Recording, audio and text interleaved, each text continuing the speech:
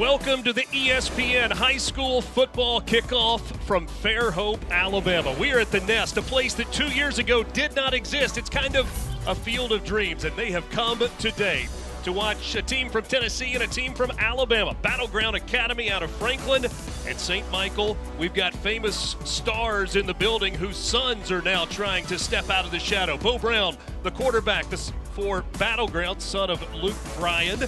Philip Rivers, the head coach here at St. Michael. His son, Gunnar Rivers, the starting quarterback for the Cardinals. Should be a fun way to start the college football season. Welcome in, alongside former Rice quarterback Taylor McHargue. I'm Richard Cross. Ashley Stroline will join us in just a few minutes. How cool is this? What a way to start the high school football season. Yeah, this is awesome. What an opportunity for both of these teams. BGA coming off a high school state championship, first one in over 2 decades for them. And for St. Michael, the team hosting, they've been right there.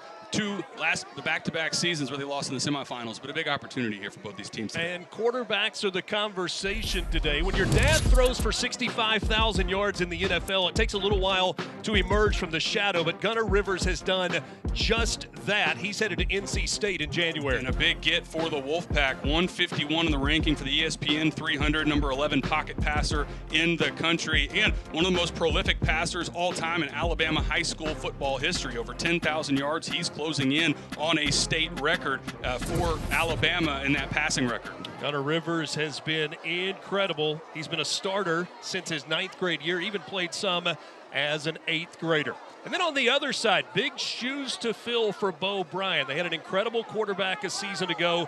This is now his football team, and Bobby Bentley is excited about this opportunity. A lot of people watching Bo Bryan, 3-star recruit, was in a backup role this year, but it is his team in 2026. So Bo Bryan, son of Luke Bryan, who is here today in Fairhope. Ashley is standing by with one of the biggest superstars in country music. Ashley? Thanks, guys. Well, I'm here on the field with country music superstar Luke Bryan, but you are here today in a much more important role. You're here as dad to Bo Bryan as he takes the field in his senior season as starting quarterback for Battleground Academy. What does this moment mean for you and the Bryan family? Well, I get excited over football in general, but this morning I've never been more fired up. I'm fired up for the team, and obviously watching my son kind of wait his turn, and now he's a senior and really learn the offense for so many years, and he gets to come down here to Alabama, play football in the South against the Southern team.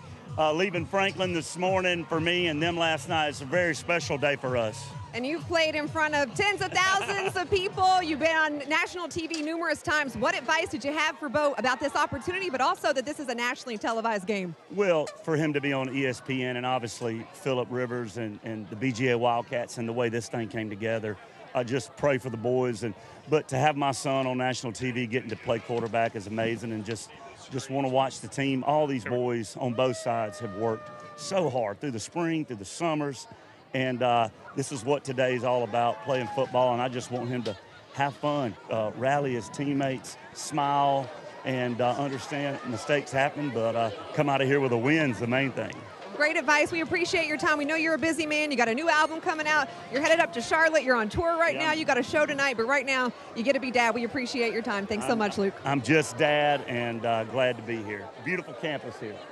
Thank you, guys. Back to you. Ashley, thank you very much. It is time for us to play football as we get things underway. St. Michael won the opening toss. They will receive, and it is hot, 92 degrees. Braden Walton, but it's caught by one of the upbacks. Good start. Evan Parton hauls it in for St. Michael, and good starting field for position. We're going to Rivers at this St. Michael offense. Over 10,000 passing yards in this career for Gunnar Rivers. We mentioned it, state record just over 11,000 yards, 599 short, but one of the most prolific passers in all the country and in high school football here in Alabama. Rivers out of the shotgun. Nigel Mitchell is the running back off to his left, and a flag before the first play of the game. A little movement up front. For the snap, false start, offense. Penalties 5 yards, still first down. One of the wide receivers perhaps that flinched early.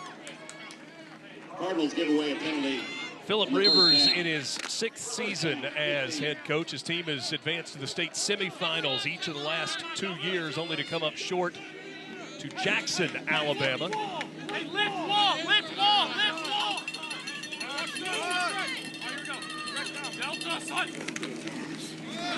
On the ground to start things off, it's Nigel Mitchell. Carried the ball 55 times a year ago for 455 yards, had 6 touchdowns on the ground. And one of the guys that when we talked with Philip Rivers, he lit up, said this is one of our studs on our team. Can't wait to watch him. And is another guy, just like what we'll see on the other side with BGA. You see a number of skill positions especially that are stepping up into elevated roles where they were in backup roles a year ago. Nigel Mitchell being one of them, having to replace Noah Moss, who is now at NC State. Second down, Mitchell in the backfield. Rivers checking to Dad on the sideline. Head coach Philip Rivers calling the offense. To the air for the first time. Down the near sideline. Receiver able to haul it in. That's Braden Walton, the 180-pound junior with 39 catches a year ago, and they get into BGA territory. Unbelievable play by Braden Walton. Ball is thrown a little bit inside. Ideally, if you're Gunnar Rivers, you want this over the outside shoulder, but this will be a great look at it. Watch number 3, up over top, come down with the body control to secure that catch. Huge play by Braden Walton. Gain of 34 on the pitch and catch. Walton and Ken Thomas at the top of your screen. Movement up front. Left guard Lee Travis moved a little early. Second penalty against St. Michael.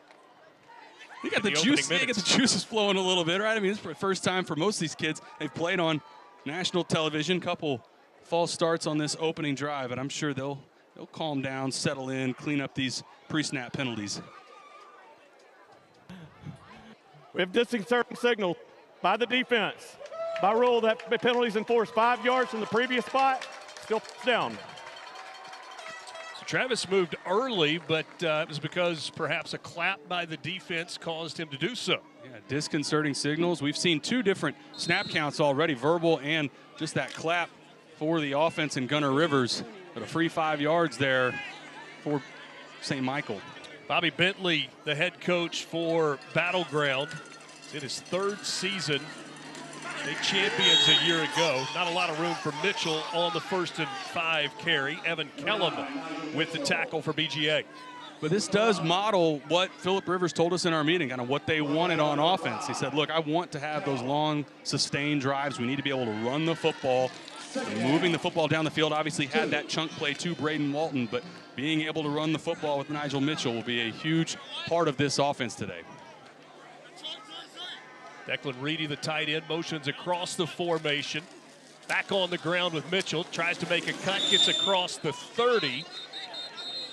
Should be enough for a first down as Caden McNeil with the tackle. A guy that's got plenty of college offers. First down for the Cardinals. One of the things that Philip Rivers told us about Nigel Mitchell, he makes great cuts, and it's not something where he's having to try and always see it. He feels it.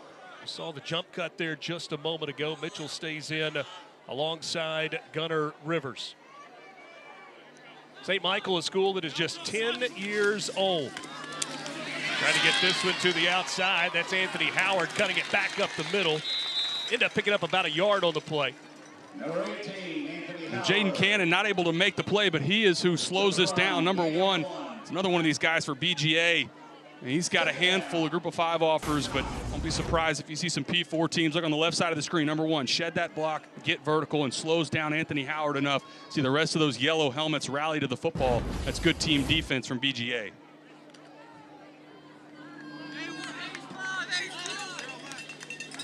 Braden Walton had the big catch on this drive. He's lined up at the top of your screen.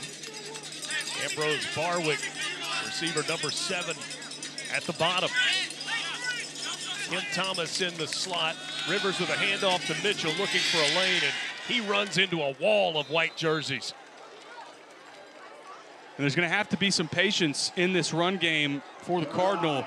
This front that you're running into for BGA, Jaden Cannon, we just mentioned, 3-star Justice Pittman on the other side. And in the middle, you got Evan Kellum, another 3-star linebacking core, and this defensive line for BGA. A number of prospects, really good players in that front seven. So 3rd and 7 coming up for St. Michael. Opening drive of the game, scoreless between St. Michael and Battleground Academy.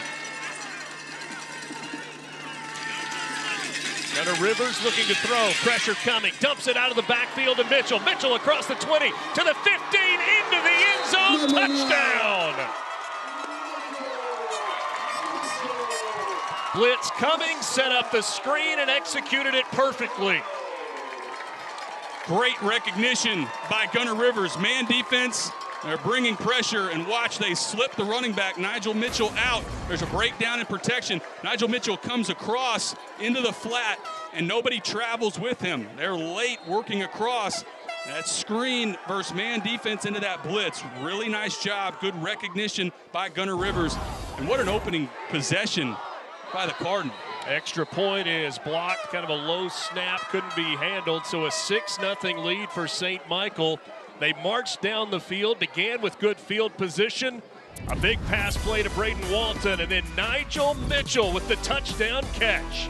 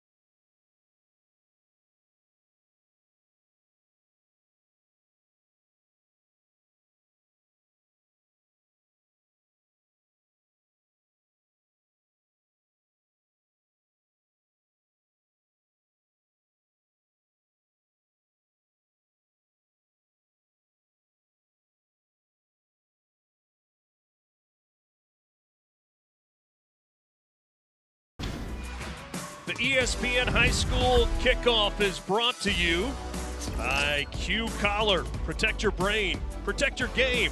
Collar up.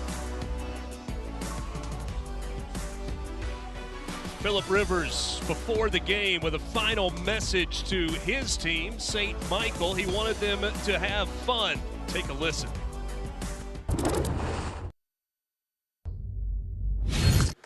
Hey, look, you know what I'm feeling a little bit right now? I hope you are feeling it. Thankfulness, right? A little gratitude. Like, how cool is this? Crap, we get to play a Saturday afternoon game here? It's your school, right back here? How cool is that? That should make you go, oh, it should make you do that. It should make you go, man, this is fun. That's what it should make you do. Man, this is fun, and just play your sticking heart out with your buddies. And heck with the score. And just have gratitude and have fun, and about as good an opening drive, Taylor McHarg, as St. Michael could have drawn up. And even started the possession with a false start, overcame that and did exactly what Philip Rivers told us they wanted to do. Run the football on early downs. They stayed ahead of the chains. And then you had the big chunk plays in there as well. Obviously the touchdown to Nigel Mitchell, but I thought maybe the biggest play other than that was that shot play to Braden Walton over the top on that fade ball. 7 plays, 71 yards, a touchdown, and a blocked extra point. It's a 6-0 lead for St. Michael. Battleground about to get their first opportunity. Fletcher Fields is the deepest man to receive. This one is hit well, and it'll go 6 yards deep into the end zone, a touchback, and so BGA will send the offense onto the field for the first time. The first start for Bo Bryan, 3-star recruit with a number of group of 6 school offers. He's also got roster spot offers at Georgia, LSU, and SMU. One of the things we saw with him on the field throwing it, really throws the football well. Yeah, he's got a good, quick release, and I think you'll see more offers come in through the rest of the season. Remember, he was a backup a year ago on that state championship run, but for today, big opportunity here on the road at St. Michael's. Had a football that got away down onto the field, like one of the kind that may have come from the student section for St. Michael. 7:40 to go, opening quarter.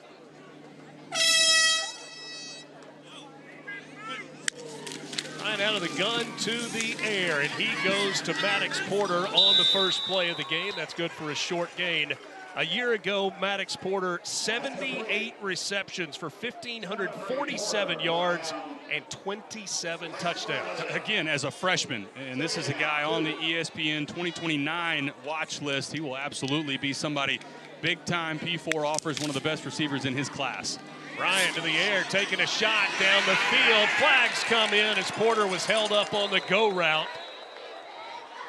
I think you see the plans for BGA right out of the gate. Look like they got Hux Moralia at the top, number 25. And check out this speed from Maddox Porter. Beat immediately, and for Smalia, I don't know that I blame him here. This might be a touchdown over the top. Look, if you're getting beat. There are 2 fouls on the play, 1 by each team. In other words, downfield on the offense. Defensive pass interference on the defense. Those penalties offset, replay second down. And a little bit of a gift there for this defense for St. Michael. Offensive lineman downfield. You got big 54 Jeremiah Gribble on that left side, way too far, past that 3-yard cushion on a play that was like an RPO with a go ball attached to it. We'll do second down and 3 all over again. Curry was in motion. The pass is complete to Porter. Kind of a bubble screen look there. He's got 2 catches already, and it picks up a first down. Between Maddox Porter and Max Curry, these 2 guys, one of the top receiving groups in the state of Tennessee, and you see the 31 offers already. Remember, this is just a sophomore. There's a lot of high school football left for Maddox Porter to play, but very explosive, long frame, really good in 50-50 situations on deep balls. And again, just a sophomore, already offers from the 2 SEC schools in this state, Auburn and Alabama. They come to Porter again, makes the move inside, gets to the outside. After a stiff arm, he goes out just across the 45. And a nice job on the outside from Fletcher Fields, number 2. Watch this block on the perimeter. On the left, on the right side of your screen, see that crack block from number 2. Good job springing loose the receiver, Maddox Porter, who's been targeted on every play so far in this game. We're at about the midway point of the first quarter, and so we will get a hydration break. It is hot, low 90s, humidity up over 60, maybe near 70% today, and so player safety going to be paramount here. St. Michael leading at 6-0 after an opening drive for a touchdown. BGA trying to answer. We're back to Fairhope right after this.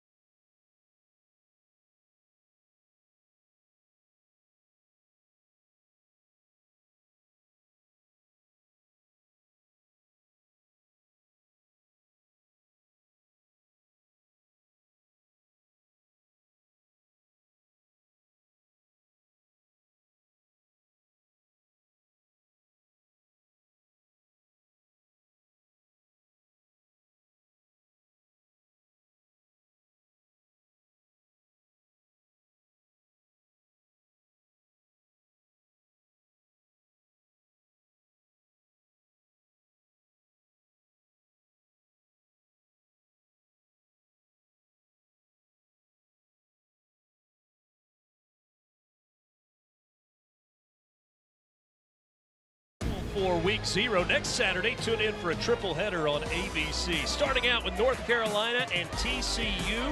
The game kicks off at noon Eastern in Dublin. Then it's NC State and Virginia, a game that originally was to be played in Rio de Janeiro. Instead, it will be in Charlottesville. Then at 7:30 Eastern, Alabama A&M and Howard tee it up in Atlanta for the MEAC SWAC Challenge kickoff. All 3 games also available on the ESPN app.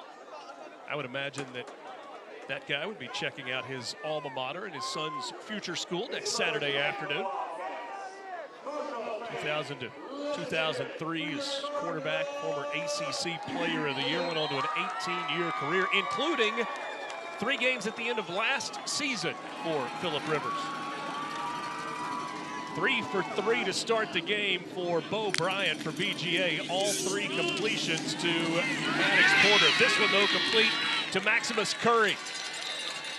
Max Curry, the son of Brandon Curry, a former Mr. Olympia.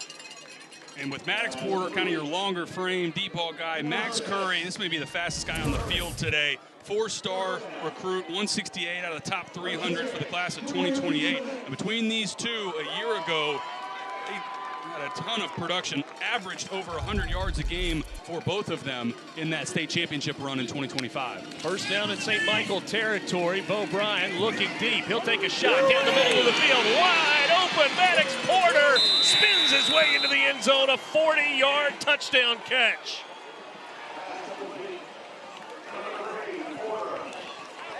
Good throw, good catch, and they take advantage of a bust-in coverage on the back end for St. Michael. Good a receiver. You see the post coming over top. Safety works this way, and nobody travels with Maddox Porter. This is an easy throw. That gets passed off on the outside, and it shouldn't. Ends up being an easy pitch and catch for the first score of the season for BGA. Jaden Cannon went on the flag, and that opened things up for Porter on the deep post. Plenty of time for Bo Bryant, who starts his high school starting career perfect, 4 for 4. The extra point is good, and Battleground takes a 7-6 lead with 5:42 to go in the opening quarter. Hot start.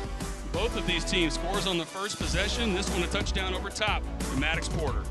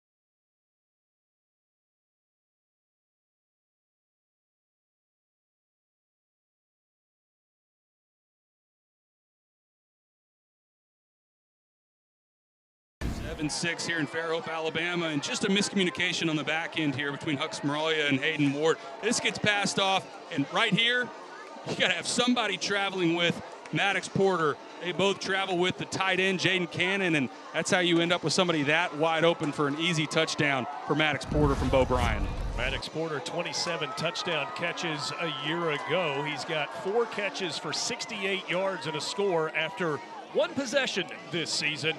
Luke Bryant and Mom Caroline with plenty to smile about after watching their son making his first start go 5 for 5. Didn't look like you had any nerves there for Bo Bryant. Not at all. And I really, you know, if you're a quarterback at any level, but especially, you know, high school, you're playing on national television. I thought it was great coming right out of the gate from Bobby Bentley. Let's get some easy completions. You saw some of those screens, the hitches, get some confidence going for your quarterback, and then open up the downfield passing game, and started exactly how you would have wanted, really, for both sides. Only blemish so far is the missed extra point for St. Michael. St. Michael took the opening kick, marched it down the field 70 yards into the end zone for a score, missed the extra point.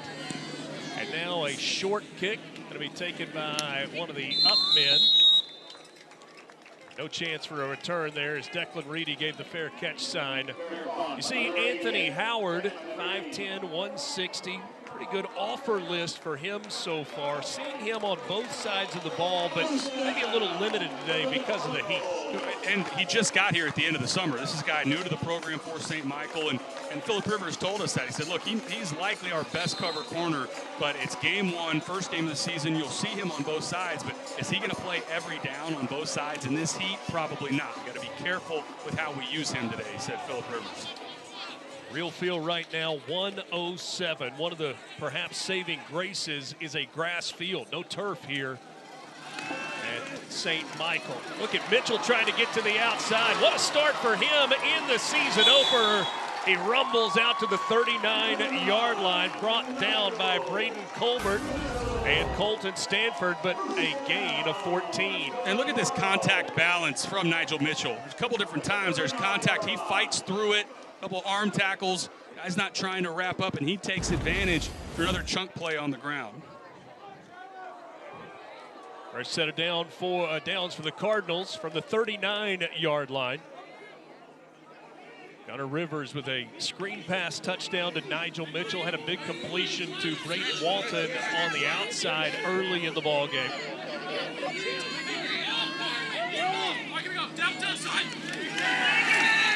Rivers and whistles blow it dead. We got a little delay of game here, a little miscommunication. You can see the hands going up from Gunnar Rivers to his dad. For the snap, false start, offense, penalties 5 yards, still first down. It ends up being false start, not delay a game, but you can tell, I wonder between the two of them how many dadgums we get in a game between that father-son combo. The football relationship with Philip Rivers and his oldest son, Gunnar, started early. He coached when he was in San Diego, Gunnar's flag football team. He was 6, 7 years old, and said he knew there was something a little bit different at about that age. This pass complete to Brayton Walton. Walton able to split defenders and get into BGA territory. Brought down just across the 45. They put a linebacker, Jonah Miller, over top, and just a slant finds that perfect window. Good timing from Gunnar Rivers and good patience. Another chunk play. Flip your hips around, good accurate throw. We talked about the throwing motion with Philip yesterday. It's a little bit, you see some of the semblance to his dad, but it's not quite in that three-quarter slot like it was for Philip Rivers. Not a full-on shot put. Definitely not a shot put. Mitchell off the delayed handoff, rumbles down close to the 35-yard line. So Monday night for the Rivers family was family night growing up. Obviously, Philip was working on Sunday. He was off on Monday evenings, and their Monday nights kind of evolved around Monday Night Football. Said he was in the kitchen when 6-year-old Gunnar yelled out, "Dad, come watch this. Reggie Wayne just ran a sick post corner." At 6 years old, and he said, I kind of looked at my wife and walked in and rewound it, and sure enough, Reggie Wayne ran a sick post corner, but that was the point where he knew that Gunnar was really paying attention. Hand off to Mitchell, patient behind his blockers. It's across the 30. That's enough for another first down. Ball came out, but you're signaling that Nigel Mitchell was down.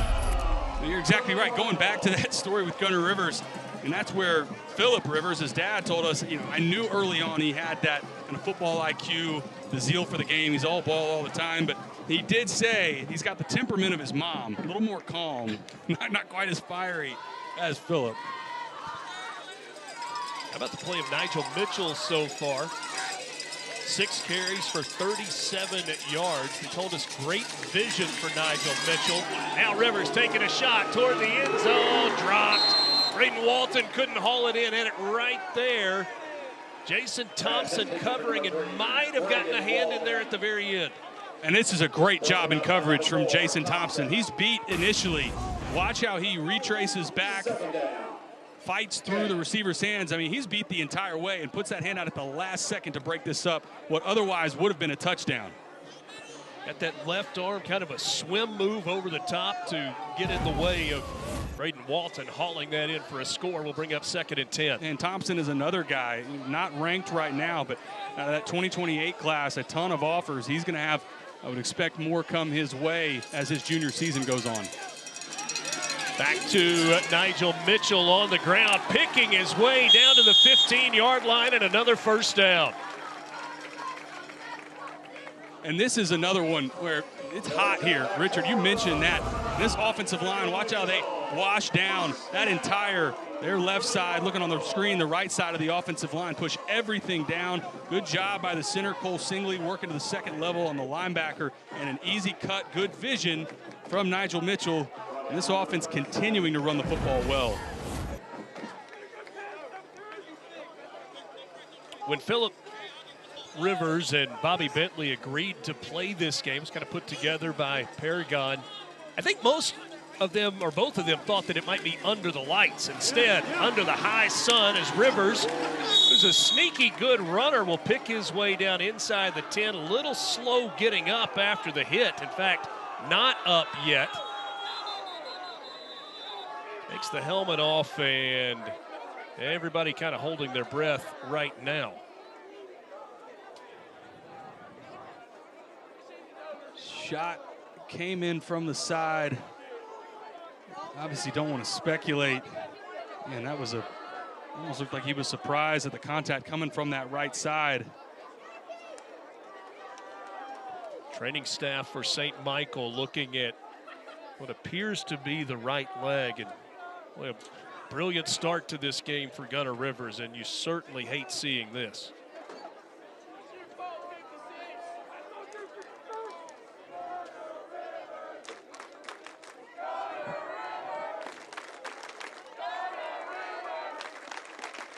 Gunnar Rivers has been the starting quarterback here since his 9th grade season. Philip Rivers has only had 2 starting quarterbacks in his time here. The first is his current son-in-law, Josh Murphy, who married his oldest daughter, Caroline. They had a baby just a couple of months ago, and now his son, Gunnar Rivers, who's being helped off the field. We'll take another look. Pocket broke down, scrambling. It's coming from that right side, and you see that right leg planted in the ground as that contact comes in from Caden McNeil. Watch that right leg as it's kind of pushed back inside. Obviously, again, don't want to speculate on injury, but difficulty coming off the field, headed in to the tent right now. And that's so unfortunate. Caden McNeil did what you teach, and that's go low, get guys to the ground. Marshall Petrie is the backup quarterback. He will come in now, the 6'2", 165-pound junior. He gives it to Mitchell. Nowhere to go this time. Runs into a wall of jerseys. Kellum and also Plunkett there to make the tackle for BGA. Part of the benefit so far for St. Michael in this situation is they have been able to run the football well, and I think you're going to continue to see them lean on that. You know, Ashley will get an update for us soon on status of Gunnar Rivers, but for Marshall Petrie, big opportunity, 6'2", 165. He also throws it well. We saw him during warm-ups. A year ago, 12 pass attempts for Petrie. He was 7 of 12 for 55 yards, did not have a touchdown or an interception. Petrie setting up a screen, a one-handed catch made by Mitchell, but a good tackle from behind there by Justice Pittman. Big man from the defensive line, able to get out and pull Mitchell down from behind. Really good effort from Justice Pittman, 3-star recruit committed to Western Kentucky, and see him retrace back, track down the running back, and bring him down for no gain.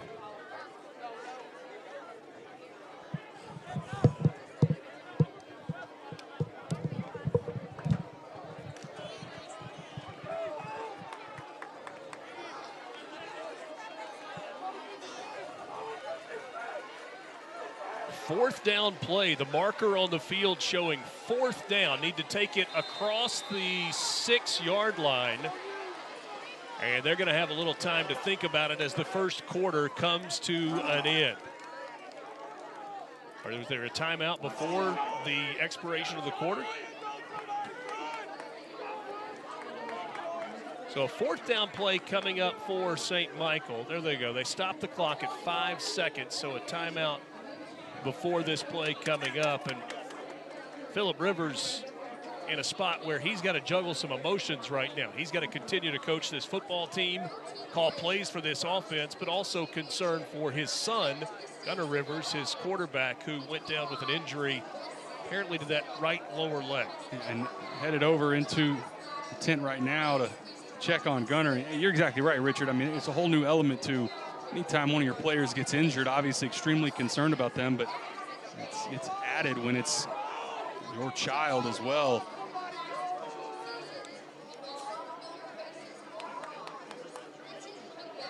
Committed to North Carolina State.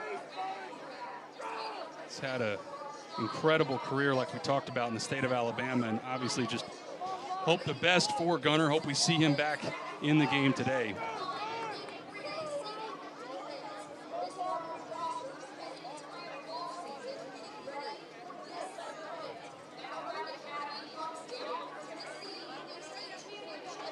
Philip Rivers has another son on this football team, Pete Rivers, who is the third-string quarterback, told us yesterday.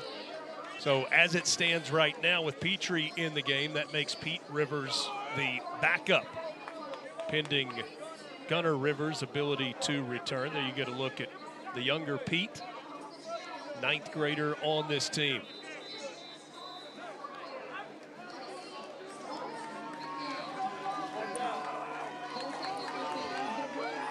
With the kicking woes from earlier, it'll be interesting to see here. Obviously, line back up. They missed the extra point on the first possession, but another opportunity here. George Canaris is the kicker wearing number 1 on to attempt the kick, and he pulls that one left. May have hooked it a bit. He's got a big leg. They say good from 50 yards in practice, but no good there. After one, Battleground leads at 7-6 over St. Michael.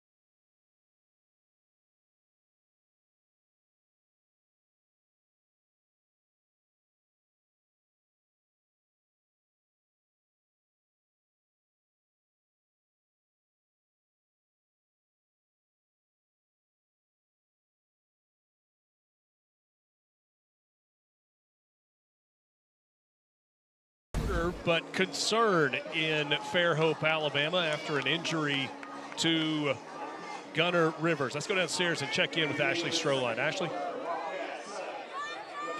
Rivers, he came over to tell me that his son Gunnar took a hit to the right knee. He says, we feel like the knee is fine, but right now he's having some spasms after that hit. He's getting some work on that right knee. He currently has it taped up and he's working with trainers, but sounds like if he can, he will return to the game, but currently just trying to work through that injury of those spasms and getting it to where he feels good enough to come back.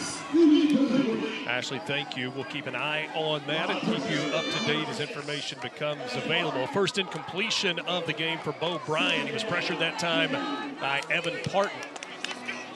Pressure, that's what, for St. Michael, they're going to have to heat up the pressure on Bo Bryant. He was comfortable on that first drive, really no red jerseys anywhere near him. First time we saw anybody get a hit on Bo Bryant. Ryan looking back to his left after rolling right, and it's incomplete. That time it was intended for Jake Birdie, one of the tight ends on this BGA squad. Going to bring up 3rd and 10. And good vision from Abram Rogers from that will linebacker position. Even if this is completed in the screen game, Rogers right there for what would have been a tackle for a loss. And for as easy as that first possession was for BGA, a little bit of adversity here. First 3rd and long of the game. Anthony Howard has come into the game at corner. He's at the bottom of your screen. To the air, middle of the field. That's caught by Max Curry. Enough for a first down out to the 40-yard line. A gain of 20 on the throw. Good, accurate throw right into the middle of the field. You see this void in the middle of the defense. That's exactly where the football goes. Good, accurate throw. Good poise from Bo Bryant. That first 3rd down and long. They answer the challenge. Bryant stands in, looking downfield, lobs it down the sideline, and it is caught. The reception there by Porter. Flag comes in on the play. Was he out of bounds?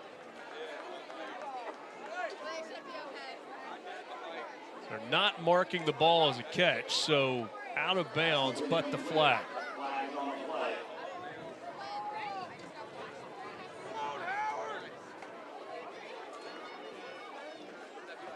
The play. Pass interference. Defense. Penalty 10 yards from the previous spot. Results in a first down. It's that matchup again. Maddox Porter against Huck Smaralia, and Smaralia doing everything he can. It's a little bit of a mismatch, right? Maddox Porter every bit of 6'3", and Huck Smaralia at 5'7". Smaralia trying to be physical, trying to eat up that space towards the sideline, but a little too physical, ends up getting that pass interference. Play action. Bryant with time. And this one sails high, intended for Porter. Taylor, on that last one, you had one-on-one on the outside. Is that an automatic take a shot if Porter gets one-on-one coverage? Yeah, look, and I don't want to make it sound like we're picking on Huck Smaralia. Maddox Porter, I'm not sure how many DBs in the country are covering him well one-on-one. And so if you get one-on-one situations with a guy like Porter and Max Curry, a lot of times you're going to, as a quarterback, Bo Bryant, give them that signal or have it be called, look, we're going to take a shot here and try to go over top, and that's certainly been part of the game plan early for BGA. And you see that's 2029. He is class of 2029, so just a 10th grader. Here's a handoff, one of the rare running plays we've seen. It's Max Curry who motioned into the backfield.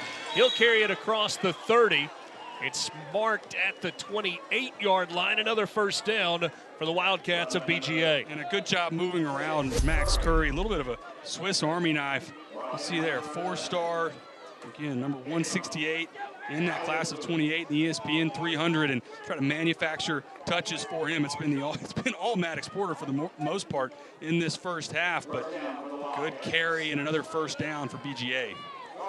Curry's got a catch and now a carry, and has been productive when he's had a chance. A whistle and a stoppage on the field. 10.5 minutes to go in this second quarter.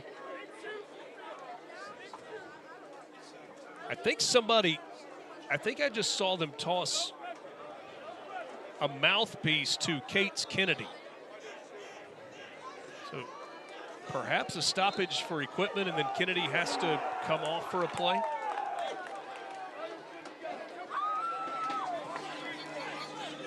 Battleground with a 7-6 lead over St. Michael. St. Michael scored its opening possession. BGA did the same. Jaden Cannon now motions into the slot. Ryan with pressure in his face takes a one-on-one shot. That ball is caught.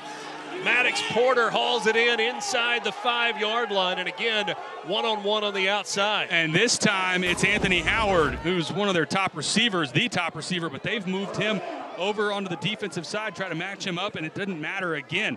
Maddox Porter able to come down, really gets both feet in bounds. Would have been good on Sunday. Good job, and again, targeting over the top to Maddox Porter. O'Brien went down for the first time today, hit just as that ball was released, pops right back up. Now 1st and goal for BGA, trying to extend their 1-point lead. O'Brien going to keep it himself after the fake, and he's dragged down at the 4. Evan Parton there, 230-pound senior in high school for St. Michael, Evan Parton. Nice-looking player. And Parton's done a nice job on this drive. He had that first shot on the opening play of this possession on Bo Bryan, and that time able to read and react, get to the quarterback, and get Bo Bryan down before he was able to get to the end zone. BGA, an 8-time state champion in Tennessee, most recently last year, but it had been 22 years prior to that. 2 years ago, they were the state runner-up. Last year, a state champion. Bryant complete to Maddox Porter down around the 1-yard line. It's going to be 3rd and goal coming up. No, an incomplete signal. It looked initially like this was a catch. You had too. Get a look at it here. And that looked like a catch. He rolls all the way through. Looked like he secured that. See the ball out towards the end, and that side judge came all the way across to say it was incomplete. 3rd and goal from the 5. O'Brien looks to the sideline for a signal. We've got a whistle and a timeout. BGA going to think about this one for just a moment. Battleground. 13-1 in state champions a year ago, traveling to South Alabama for the season opener here in 2026. 3rd and goal when we come back.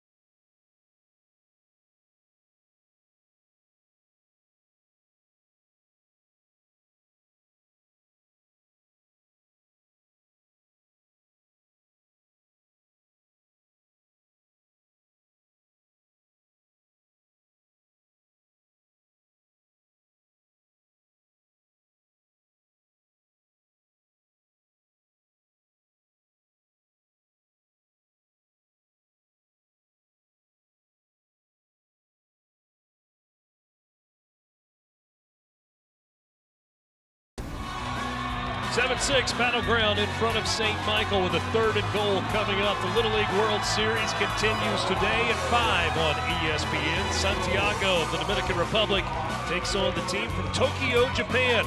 Wrapping up the days, the Southeast region representative from Alabama, Phoenix City, taking on California's team from Bonita. What a start in this game for Maddox Porter. A ton of possessions early and often. Started with the screen game, try to get these easy completions, and then BGA, they've opened it up. This was that touchdown in the first quarter, shot play into the middle of the field. They've gone back to him again in this second possession. Really has not been an answer regardless of who St. Michael has put out there at corner. In those one-on-one situations, Maddox Porter has come down with the ball almost every time. Pretty good day at the office so far. 6 catches, a $111, and a score for Maddox Porter, the 10th grader, who a year ago was a 9th grader, over 1,500 receiving yards and 27 touchdown catches. That is a guy, again, you're going to see him Not ranked right now because he's in that class of 2029, but when that ESPN 300 comes out, I would expect we see him somewhere on that list. Fletcher Fields is lined up in the backfield with Bo Bryan. He is the running back, but does not have a touch yet in this game. A 3rd and goal coming up for Battleground, trying to extend the lead. There you get a look at Fields. 8 touchdowns rushing a year ago.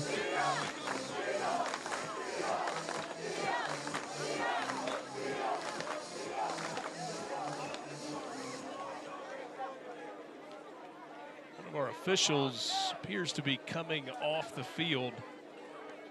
Reminder that we are low 90s with a heat index of well over 100 degrees today.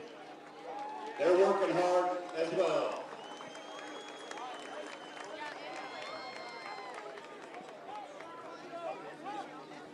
Bobby Bentley, the head coach at BGA, getting an explanation. 9:08 to go, second quarter, 7-6, BGA in front of St. Michael.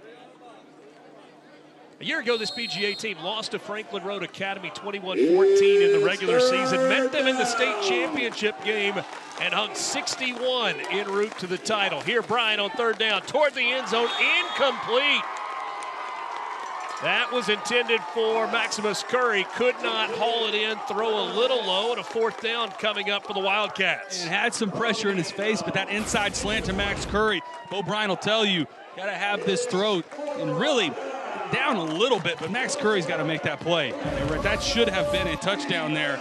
Not surprised at all to see BGA stay on the field here on 4th down and try to go for this. Maddox Porter, 6 catches and a touchdown, bottom of your screen.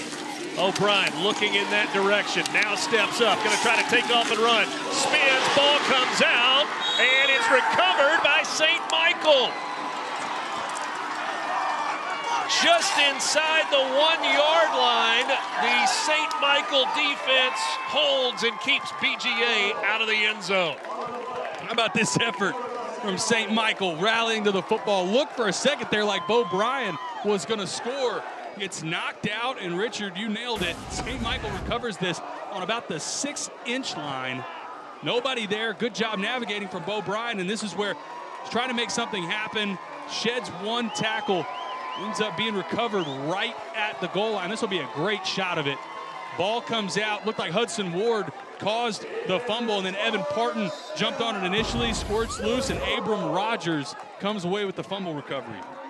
And so now the offense for St. Michael in the shadow of its own goalpost.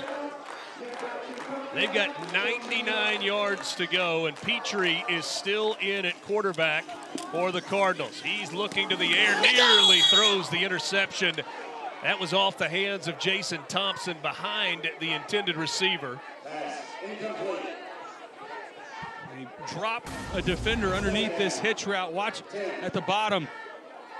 Look there, looked like it was there initially. And you see Bryson Harrington get out in coverage. This is one you got to just eat as a quarterback. Throw that one away. Very fortunate for St. Michael that was not an interception. Petrie gets the play call and jogs back to the huddle. He'll work from the shotgun from inside the 1, 99 yards away after a defensive stop by St. Michael. They give it to Mitchell, who's trying to get to the outside. Breaks a tackle and out across the 10. They got a little breathing room and a 1st down. Another great job from Nigel Mitchell. This should have been just about a 1 or 2 yard game, but more broken tackles from the junior. You talk about breathing room. That's great for your young quarterback, Marshall Petrie, that's in the game for injured Gunnar Rivers. Watch this right here. Break, contain, 1 missed tackle, 2nd one. That's an unbelievable job for BGA. Those defenders got to get those helmets up. See what you're hitting. You saw a lot of helmets dropping down, and Nigel Mitchell taking advantage. Petrie hands off to Mitchell, and he's got hard yards straight up the gut there. Pick up about 3, maybe 4 on the 1st down carry. If you're just joining us, Gunnar Rivers had a touchdown pass on the opening drive of the game. 2nd offensive possession for St. Michael. Scrambling inside the 10-yard line, hit in the right leg, the right knee. Came out of the game Head coach Philip Rivers, dad of Gunner, told Ashley they think the knee is stable, but he's having some spasms trying to walk on it. We'll see if he is able to return.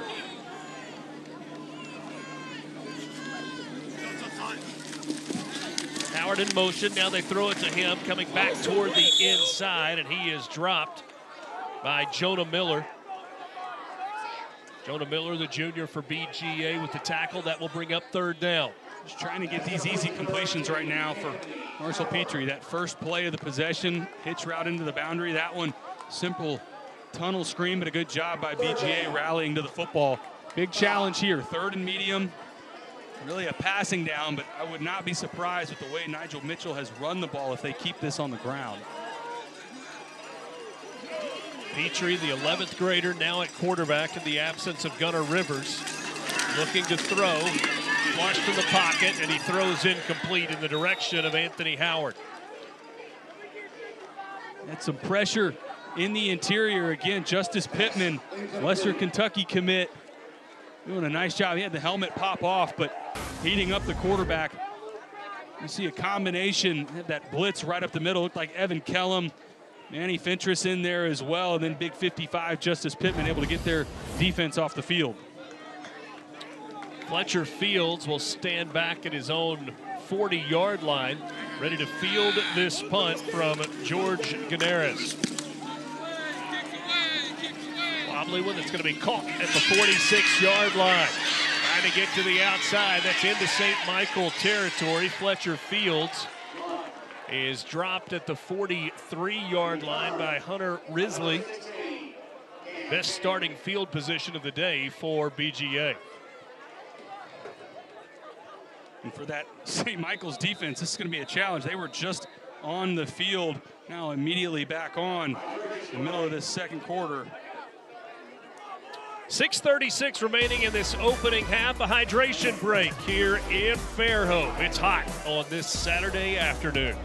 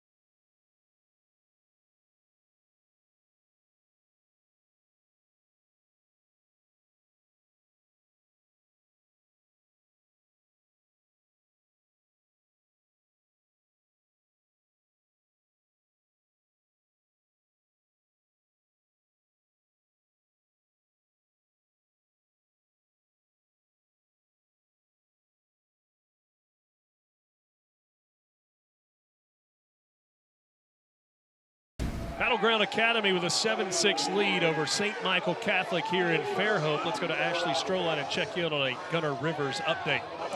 Well, Gunner is still under the tent over here, just trying different things to see what might work to get him feeling confident enough with his knee injury to get back in the game. He first had it wrapped up. They took that off. They tried some ice. They took that off. Now he's most recently put on a knee brace. He just got up and walked up and down the sideline a bit. He's currently standing up under the tent, again, just kind of monitoring and seeing how he's feeling.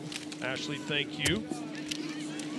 Fletcher Fields on the ground. He'll take it across the 40. Gang tackle there by St. Michael after a gain of 6, maybe 7 on first down. Yeah, and this is where, for St. Michael, they bowed up on the last possession, got the fumble recovery right at the goal line, but the quarterback's down. Get your back up in the game right now. You're trying to create some momentum. What can they do on the defensive side to create a little more momentum, maybe a takeaway? O'Brien back to the air. That ball is caught by Maddox Porter. He's driven out of bounds. We'll see where they spot it.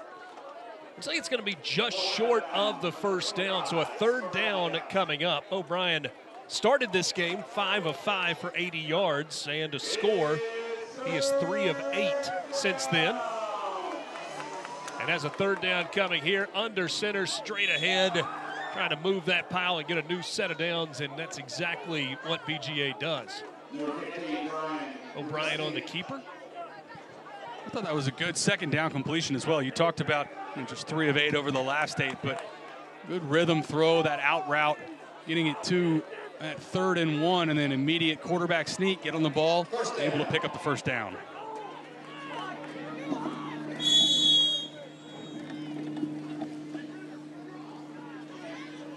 Got a whistle and a flag on the field. The linesman at the near sideline threw the flag there. Get a defensive lineman lined up in the neutral zone. Yeah, it looked like 50. Brenner Russell just down at the bottom. Like he was all the way across in the neutral zone, so a free 5 yards for BGA. First down and 5, just inside the 30.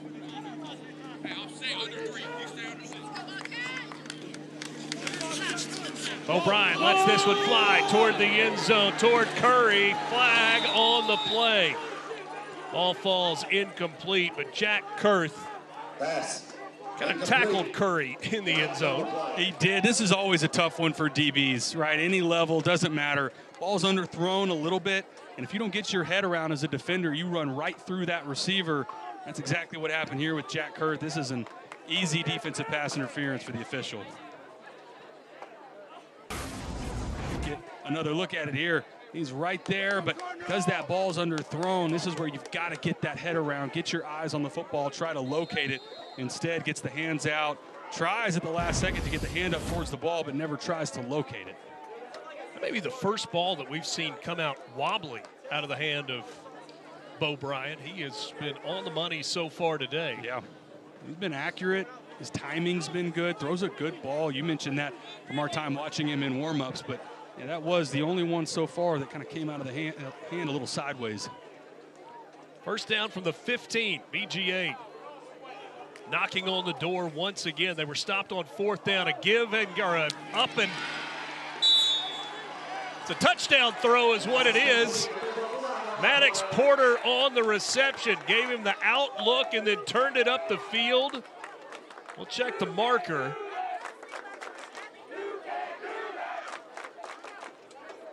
An ineligible player downfield. That's twice now that we've seen that. That's twice we've seen it. The first one looked like an RPO. This is not. This is a double move. Clearly a pass play called. So some sort of miscommunication with the offensive line. It's on the outside. This will be on the right side of your screen. Just an out and up, simple double move. But watching the interior, why you have offensive linemen working downfield, miscommunication here between a double move on the outside and your offensive lineman run blocking. Something going on there between the offensive line and what the receiver's doing on the outside. Fields cutting it back up the middle. He is dropped just shy of the 15. And again, to go back to that rule, there's always a little bit of a cushion. It's usually in that 3 yards, and sometimes you get a little bit extra where linemen can be a little bit downfield, especially in this RPO era. But both of the times that this has been called, you've had offensive linemen 6-7 yards downfield where they're clearly run blocking.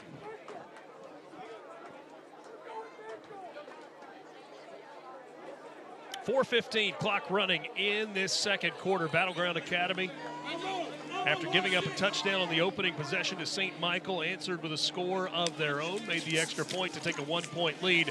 Bryan on the keeper, off the fake, lowers his head, flag comes in. He is very close to the first down marker. Abraham Faupu brought him down. This is out on the perimeter. I think this is going to be against BGA.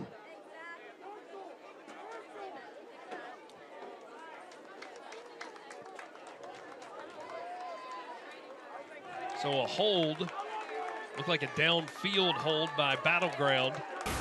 Yeah, on the left side of the screen. We'll see if we get a look at it. This is called on one of the receivers on the perimeter. It's like 0 there Getting the hands on the outside. Brandon McDonald charged with the hold in what was about to be goal to go. Now backing up almost to the 20-yard line. 2 steps forward, 1 step back right now for BGA. Bo Bryant to the air. That pass is complete to Jaden Cannon. Cannon back down to the 6-yard line. It'll be just shy of the first down. We'll bring up 3rd and a yard. A lot of production from a year ago from Jaden Cannon, and I liked the decision making. Catches that ball, instead of trying to make a move, he just gets vertical. Run through a defender, almost picks up the first down, and now 3rd and short. Jaden Cannon, impressive looking player at 6'3", 215. 3rd down, we'll call it 2. And movement up front. BGA goes with the hard clap, and a couple of those red jerseys on the defensive line jumped across and made contact. Obviously, our ref mic not working, offside, so that'll be half the distance to the goal and a fresh set of downs. 1st and goal for Battleground Academy. They were just here on the last possession. Remember, that got to a 4th down play. Bo Bryant scrambling, trying to get in the end zone, and ended up fumbling right at the goal line. We'll see if BGA is able to capitalize on this possession. 1st and goal. Fletcher Fields off the left hip of quarterback Bo Bryant. And now movement up front again.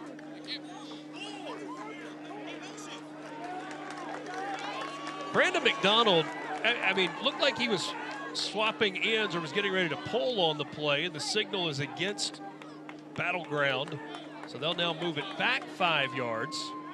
Too many man motion. I love when an offensive lineman is trying to sell it as he is moving that somebody made him move. That's beautiful. A lot of our officiating crew has been very active on this possession. Saw that some on Thursday night in the Baylor-Brentwood Academy game. Had a lot of flags in that game, especially early. It's week 1. You know, work out the kinks. We'll see it at the college level, even the NFL as well. On the ground with a seam up the middle into the end zone. Touchdown, Fletcher Fields. From 8 yards out, Fields gets it into the end zone for the score. He had 8 touchdowns a year ago. That's his first of 2026. Nice run and a good job on that left side of the offensive line. Cohen Dial, Jeremiah Gribble washing everything down. A good job getting vertical by Fletcher Fields. Luke Bryan's loving it. How about this in the stands?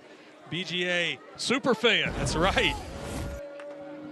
He'll have people cheering for him tonight in Charlotte, but right now he's the one doing the cheering for BGA here in Fairhope, Alabama. The extra point is up and good, and that makes it an 8-point lead for the Wildcats, 14-6 over St. Michael. Well, it's been all Maddox Porter over the top for the most part, but now it's the ground game. 2nd score of the day for Fletcher Fields.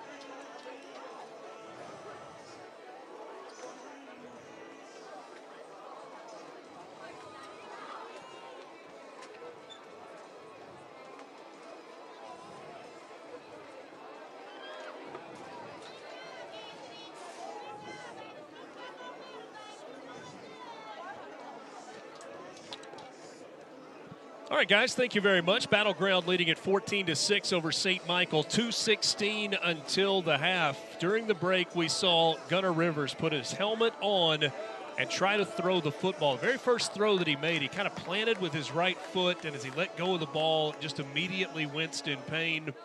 He's got that big knee brace on. He was 3 of 4 for 84 yards and a touchdown. Kind of watch, I mean, it's all arm, not putting any pressure on that right leg right now. And such a tough break for the 4-star quarterback, son of head coach Philip Rivers, who had an 18-year NFL career. He is, Gunnar Rivers, committed to NC State. It looks like at this point headed to the locker room perhaps for further medical evaluation. Yeah, it's really tough for Gunnar, tough for this St. Michael team. Trevor nailed it. This St. Michael on offense, they're going to have to continue to run the football. Nigel Mitchell is already going to be important for the Cardinals on offense, but that's going to have to even elevate more so in this second half and on this last possession here of the first half. Another short kick. This one is going to go out of bounds, and so St. Michael will have good field position to begin this drive with 2:16. Marshall Petrie, the backup quarterback, has handled all the quarterback duties since Gunnar Rivers went out of this game. You know, in our conversation with Philip Rivers yesterday, he said probably not tomorrow, talking about today. He said he's going to play some defense for this football team this year. He's a good safety as well. All of those conversations on hold, though, for right now, is the right knee is the concern for Philip Rivers, for Gunnar Rivers, and for this entire St. Michael team. Not to mention a bunch of NC State fans that are probably watching today. Another guy to keep an eye on, we've talked about Nigel Mitchell, but Braden Walton, number 3, he's lined up inside in the slot right now. He and Anthony Howard will have to make some plays here. Toss to Mitchell. He's got a first down run out across the 45. Good hard running for Nigel Mitchell. You heard Trevor talk about it just a second ago. He's been outstanding in this first half. He really has been. He's got good vision. He breaks a ton of tackles. We talked about contact balance, but watch this. This is get vertical and go. And out of high school running backs, a lot of times they have not developed this yet, but Nigel Mitchell has it in spades. When he makes a decision to get vertical, he gets vertical, picks up another first down for St. Michael. Inside 2 minutes, St. Michael trying to get points on the board before the half. Again, Nigel Mitchell on the carry. Nowhere to go. In fact, he'll lose a yard on the carry.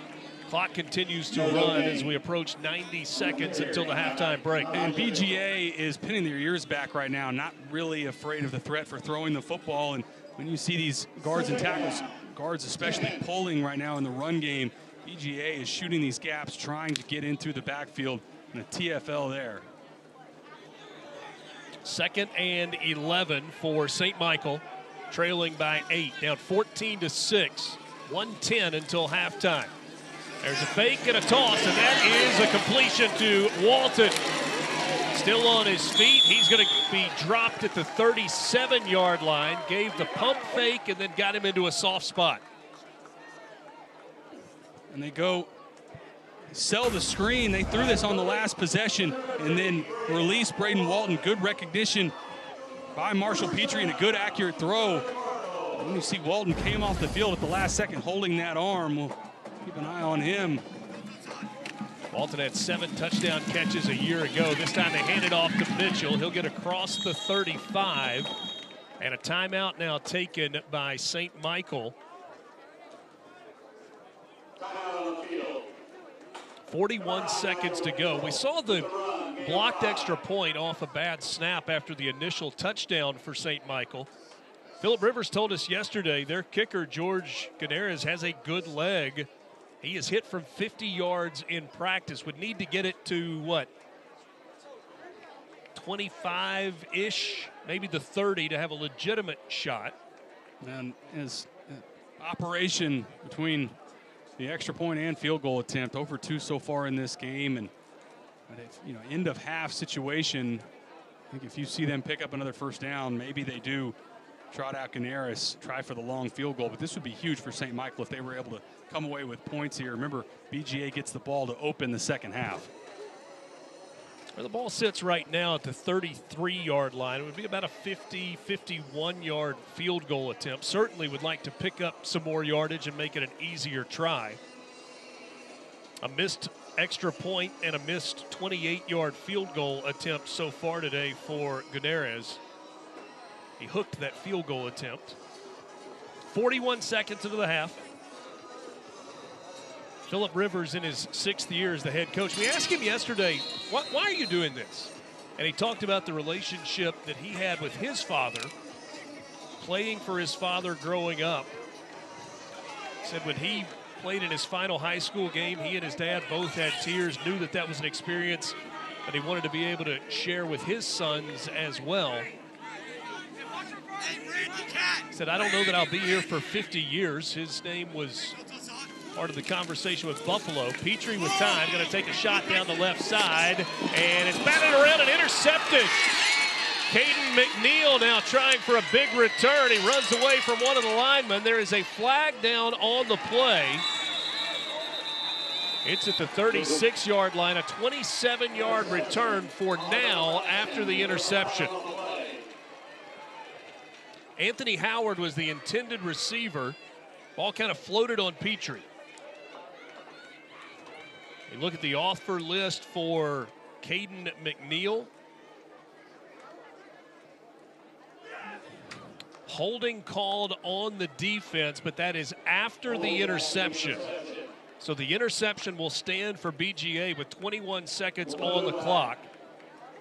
Yeah, and I think Marshall Petrie just gets baited into this throw, really. This is towards the end of the play, and that's where the hold comes in. Jaden Cannon taking the jersey and throwing him down. They're trying to throw the fade on the outside to Anthony Howard, and right at the snap, the corner, Bryson Harrington just bails out. That's why you see him over the top. Good job batting that ball away. And the rest of this, Caden McNeil with a great return, but what looked like one-on-one and an easy throw on the outside on the fade kind of went away when Bryson Harrington bailed out of that. Do you want that ball to be underthrown?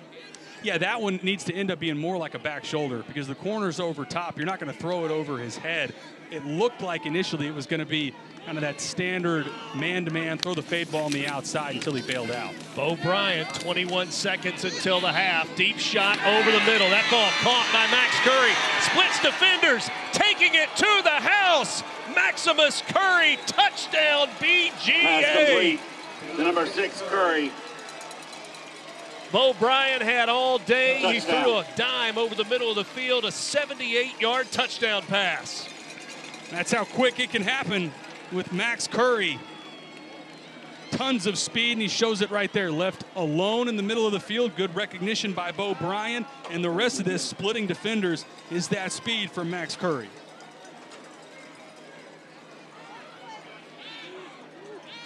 Luke Bryan, dad of quarterback Bo Bryant, fired up after the touchdown pass. A lot of cheers on that blue and gold BGA sideline. 7 seconds left until the break, and that's a killer for St. Michael. They were moving on the edge of field goal range, tried to take a deep shot, end up turning it over, and then you give up the big pass play. It can happen that fast against BGA. They've got so much talent and speed. And what looked like a scoring opportunity before half now has turned into a 2-score lead for Battleground. Extra point on the way. It is good, and it is 21-6 now with 7 seconds until halftime. It's that middle of the field again. I mean, you're going to see Max Curry come wide open. This is, again, a bust in coverage on the back end.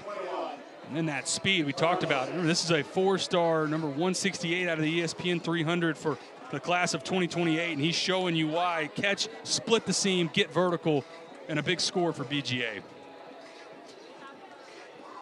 His quarterback loves it as well, sprinting all the way down the field. He's played well in this first half. Bo Bryant has. Really the only blemish would be that fumble, but that was right at the goal line. He's trying to make a play, show that effort, but otherwise he's been sharp, on time. It's been in the screen game underneath, and then hit the shot plays over top as well. I feel like it was dominated in that first quarter by Maddox Porter, and now Max Curry coming on in this second quarter. Last year, BGA had Tennessee's Mr. Football in Caden Marable. He threw for 3,900 yards and 57 touchdowns. He also ran for 15 touchdowns and is now at Columbia.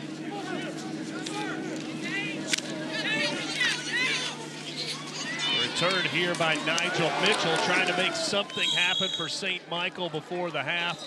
Clock goes to zeros, and that will take us to the locker room. St. Michael scored on their opening drive, took a 6-0 lead, 21 unanswered for Battleground, and the biggest story of this first half, the right knee of Gunnar Rivers taking a hit as he was scrambling down toward the end zone into that right knee and has not been able to return. Let's go downstairs and check in with Ashley with head coach Philip Rivers. Well, Coach Rivers, first off, what can you tell us about Gunnar Rivers' injury on his knee? Yeah, I think it's a direct blow, helmet to the knee. I don't think there's anything structural there, but he just can't get it to where he can put a lot of pressure on it. He's going to try to see what we can do at halftime and be out there. Even if he's a statue out there, it gives us a chance. It was one of those deals. I think this was going to be a slow track meet, and it was going to turn into a bunch of scoring, who could score last, because I don't think they were going to stop us. But Marshall stepped in there and done a good job, and they're really good, as we know. But we'll regroup at halftime and see if we can bounce back. Best of luck rest of the way. Thank you. Thank you, Ashley. Our halftime score, 21-6. BGA in front of St. Michael. Let's send you to the studio. Jason Spells and Trevor Manich for our halftime report.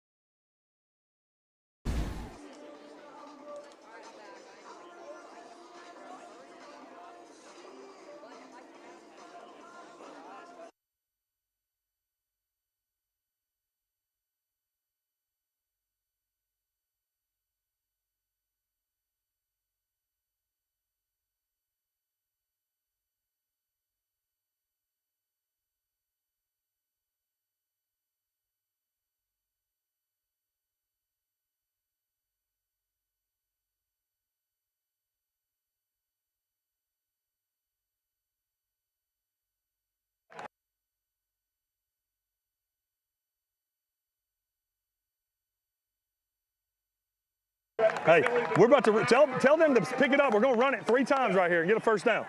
Hey, nothing cheap. Missile alert. I'm just reminding you again, missile alert.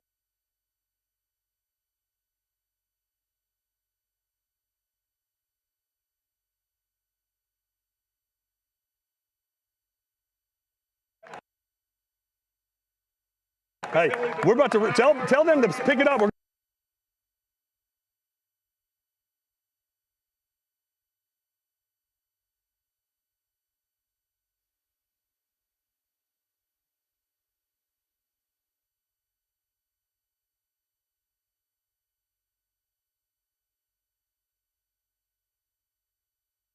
Hey, we're about to tell them to pick it up. We're going to run it 3 times right here and get a first down. Hey, nothing cheap.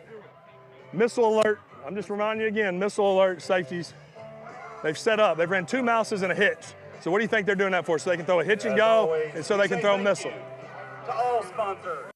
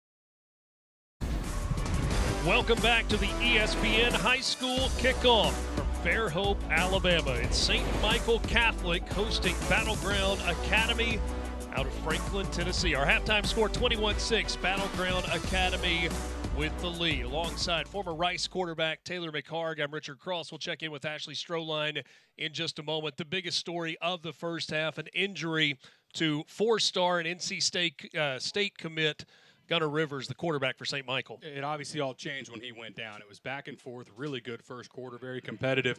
And then you see Gunnar Rivers go down with that knee injury, and the complexion of this game changed. But like we mentioned, right out of the gate, this was the opening possession. Play over the top to Braden Walton, and this was the touchdown.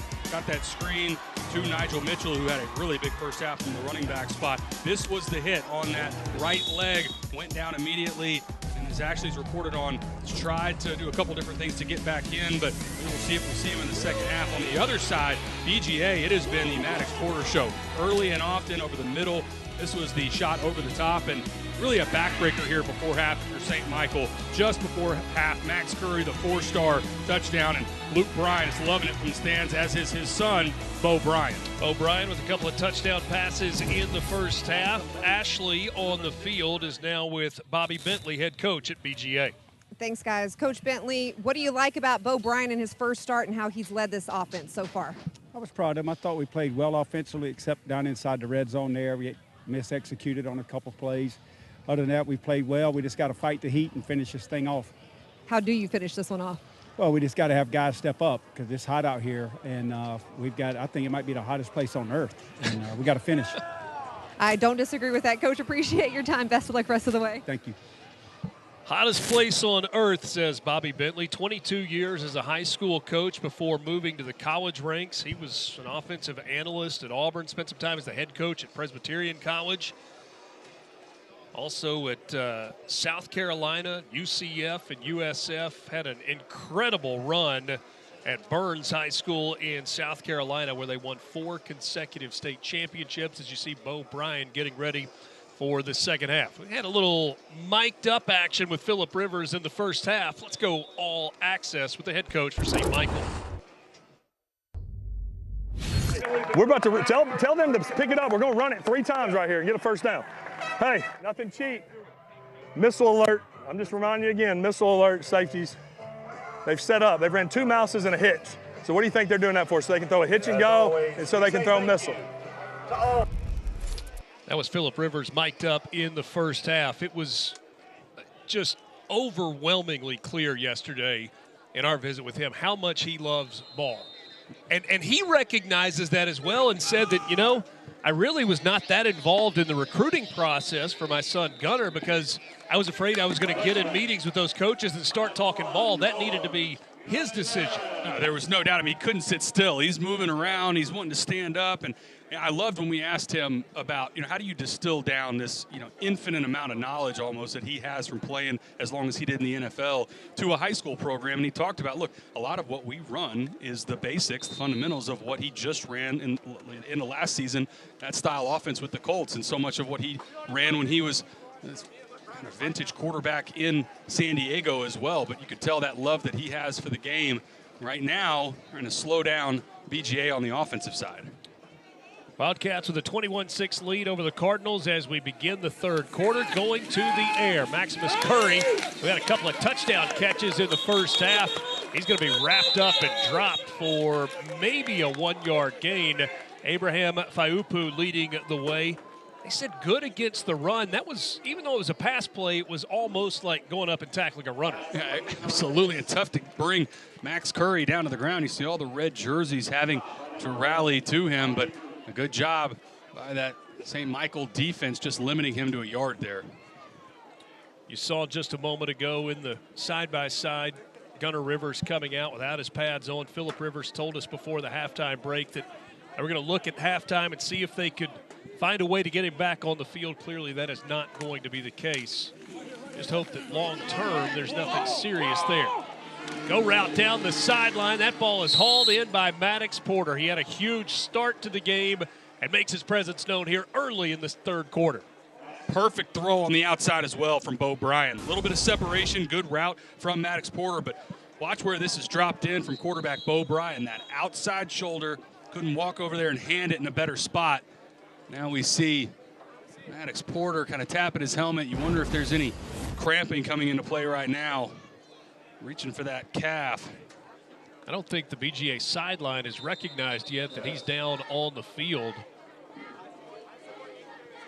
Holding that right calf, going to try to go off on his own power. He didn't get any help. They're still looking at, waiting for the trainer, saying any help here would be appreciated. Temperature over 90 degrees, heat index around 110. How about 8 catches for 152 yards and a score today for Maddox Porter? The sophomore, right? I mean, unbelievable. Came into this season 27 touchdowns as a freshman, has picked up right where he left off from that incredible freshman campaign. Emerson Tice in the backfield alongside Bo Bryan. They'll hand it to Tice, and he works his way through the middle, gets down close to the 35-yard line. Good first down carry there for Tice. You'll start to see that a little bit with backups coming in. We've got a couple other receivers. Ashton Jokey in the game as well, number 20. A couple different Fletcher Fields, like we mentioned. It's with this heat and humidity, you're going to have some depth, some guys getting mixed in to spell some of these starters that have been on the field so much in that first half. See, coming up tonight at 5 Eastern, Gainesville and Buford, Georgia. Good hard run there for Emerson Tice. Buford, the #1 ranked team in the country. That's where they finished a year ago. They have built a powerhouse at Buford. 18-yard gain there for Emerson Tice. Good job with vision here as well from Emerson Tice. It's one of the things on both sides for the running backs in this game I've been really impressed with. Decision-making and getting vertical, being physical at the point of attack. Fletcher Fields and Emerson Tice for BGA, and on the other side, Nigel Mitchell. All 3 of these backs that we've seen featured have done a really nice job of that.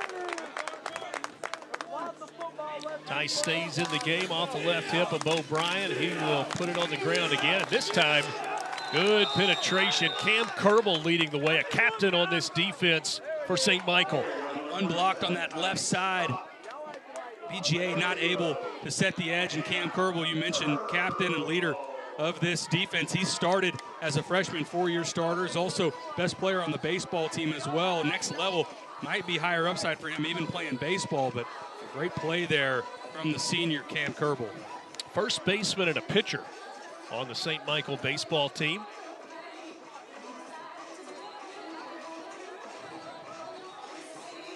Almost 3 minutes into this third quarter. BGA trying to add to its lead. Play clock down to 5. Get the snap off, and Tice again. And this one once again blown up in the backfield. That is Dane Rogers, the 210-pound sophomore, brother of Abram Rogers. He was ineligible last year as a 9th grader, but big impact there and a third down coming up. Really nice job. Again, right in the middle. Looks like a busted assignment, but quality tackle there from Dane Rogers. Unfortunate, and a guy we haven't had a chance to talk about much, Cohen Dial, big left tackle for BGA, got rolled up on, but good to see him get back up. That's a guy that has some massive offers. ESPN still evaluating where ultimately he'll be ranked, but teams like Ohio State, Georgia, OU, ton of offers for Cohen Dial. Bryan shot to the end zone on 3rd and 14, and it's incomplete off the fingertips of Maddox Porter. Bobbled it around a little bit and couldn't haul it in, and that brings 4th down up for BGA. Is there a flag down? There is in the end zone.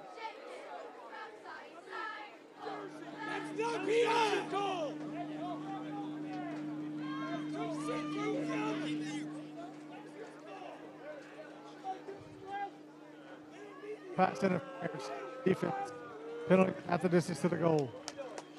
So instead of 4th down after an incomplete pass, it is 1st and goal for the 10-yard line. Yeah, I disagree with the call there. It just looked like good coverage from Abraham Fayupu. Kind of a gift there for BGA. So 1st and goal. This is Tice going to the outside, and he gets down inside the 5-yard line. Again, hard running from him. We saw Fletcher Fields for the entirety of the first half. It's been all Emerson Tice in this third quarter as the running back. 1st and goal. And now BGA going quickly. Right back on the ground. Tice going to walk into the end zone for a touchdown. Take advantage of that pass interference, back-to-back carries for Emerson Tice. and a statement drive coming out of half. Most of this production on the ground. Watch everything on the left side. Watch down. Bring around the tight end, Jake Birdie, and a touchdown for Emerson Tice as we have another penalty flag. This one down around the goal line. As it stands, a touchdown for Tice. He had 3 rushing touchdowns a year ago. We'll get the call.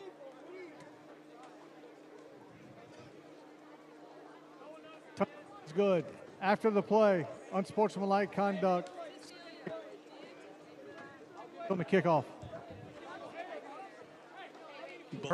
Unsportsmanlike conduct, but not sure on which team. I believe it was on BGA. Okay. Extra point coming here for Walker Ford. It is up and good, and it is now 28-6. So an opening touchdown scoring drive for Battleground to start the third quarter.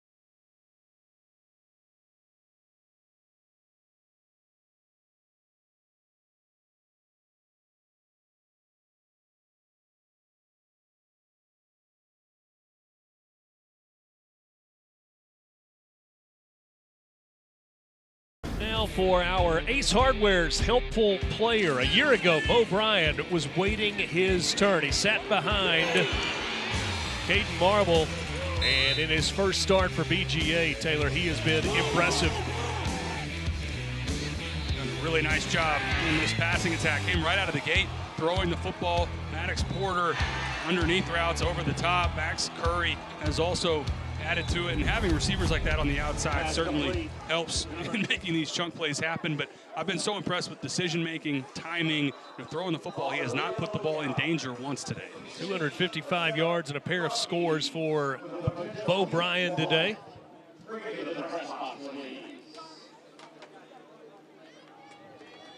Making his debut as the starter for Battleground Academy. And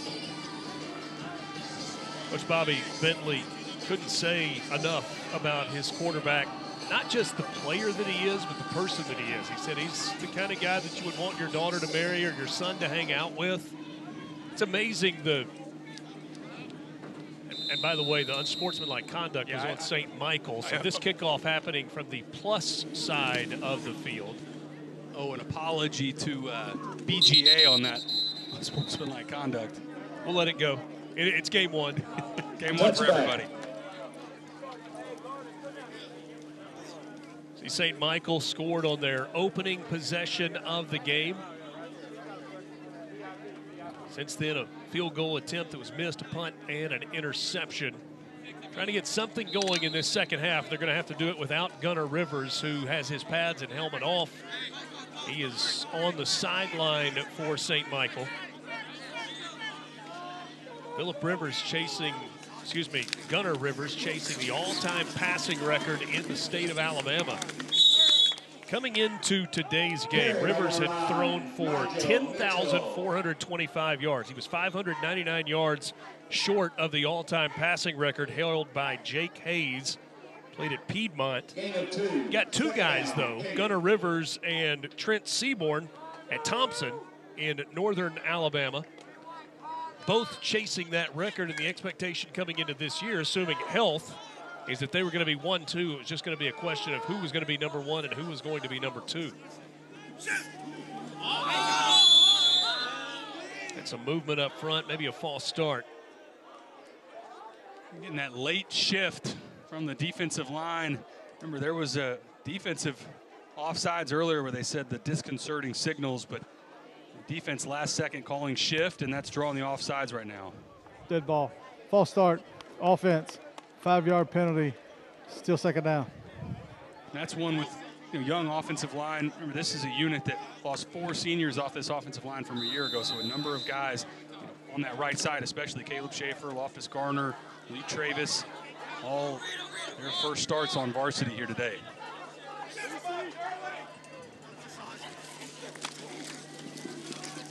To the air, this one is caught by Braden Walton, breaks a couple of tackles and gets out across the 30-yard line, enough for a St. Michael first down. And that was nice timing from Marshall Petrie. Gets out of the hand quickly, throws this on the back shoulder of his receiver. Really nice job, front field shoulder, allow him to catch the ball and get upfield. Good completion from Petrie. Like Jason Thompson may have lost his footing on that, created a little more space there. Caleb Schaefer, the right guard, making his first start, had his helmet come off, so he has to come out of the game for at least a play.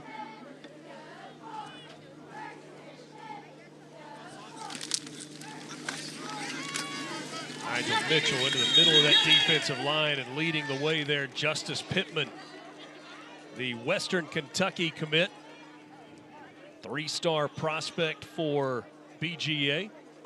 He's had a nice game so far. He has. Justice Pittman has really been disruptive, and it's like we still have Nigel Mitchell down on the field.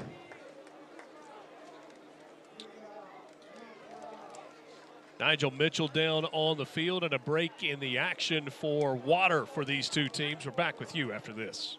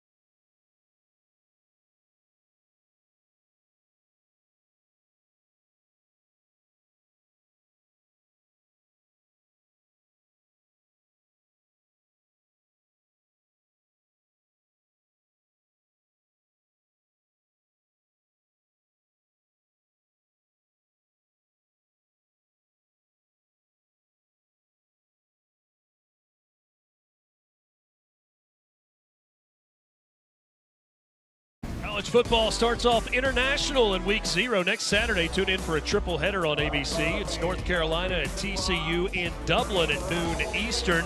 Then NC State and Virginia. Game that was originally in Rio de Janeiro, now in Charlottesville. And at 7:30 Eastern, Alabama A&M and Howard tee it up in Atlanta for the MEAC SWAC Challenge kickoff. All 3 games also streaming on the app. Before he was a star in the NFL, Philip Rivers was a star at NC State. Taken with the 4th pick overall. Remember, he and Eli Manning tied together there. Manning was taken and then traded to the Giants.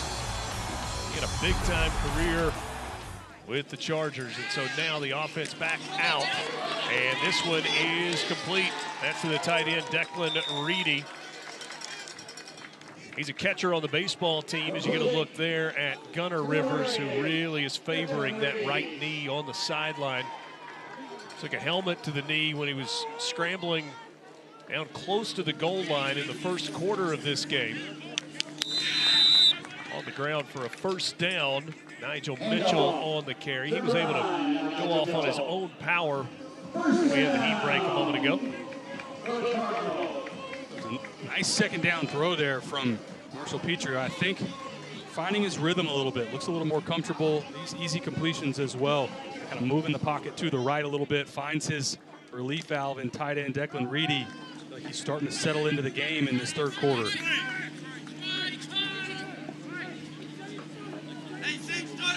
The feel of this game changed so dramatically after the Gunnar Rivers injury. Kind of felt like they might be headed for a back-and-forth shootout. Mitchell bounces it to the outside across midfield. He'll go out of bounds, a couple of yards shy of the first down. I'm so impressed with Nigel Mitchell. Really sturdy back, good vision. Good example of it right there. Not there initially, break that to the outside, show that vision, get this to a second short. St. Michael, a team that is having to replace a ton of production from a year ago. Petrie taking a shot down the sideline, and this one is incomplete. Close to an interception there from Bryson Harrington, but was out of bounds when he came down with it. There is a flag down in the backfield. That's Anthony Howard, who's still down over on the BGA sideline. St. Michael player.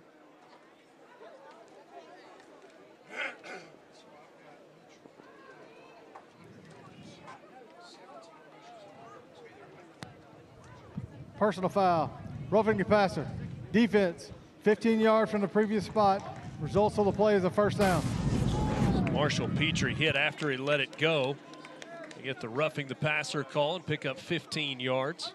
A little extracurricular there from Jaden Cannon, and seeing Anthony Howard. These injuries piling up for St. Michael. Obviously none bigger than Gunnar Rivers, and you talk about the change and impact of this game with him being out, but this is another guy, Anthony Howard, that just transferred into the program. He's got a ton of speed. We've seen him play on both sides for St. Michael. A guy that obviously they hope can return to this game. You see those Sun Belt Conference offers for Michael, Kennesaw State, Troy, Southern Miss, also an offer from North Alabama. Senior that they call Ant-Man. From the 33, a first down. Quick pass, this one is complete to Walton. Walton continuing to drive the legs as he goes across the 30 and then has his helmet ripped off at the end. St. Michael's sideline wanted a flag on that play, did not get it. He also lost his shoe. Yeah, garage sale out there at about the 30. And I think this was a miss. I think that helmet got pulled off late in the pile. Looked like a face mask. Let's see as this is coming loose. To me, it looked like right there, maybe from Jaden Cannon again, but Phillip Rivers not happy on the sideline, having to contain himself, make sure he doesn't get out on the field of play. 4-yard gain on the play, 2nd and 6. Here's Mitchell picking his way for a couple, going to bring a third down up. Starting to get a little bit chippy. I think some frustrations building up for St. Michael, and obviously how this game has played out. Quarterback's injured, down 28-6, and see if that spills over anymore, but a little bit of the extra pushing and shoving after most of these plays down. Noah Moss was the running back on this St. Michael team a year ago. He is now at NC State, had over 2,000 yards rushing and 32 touchdowns.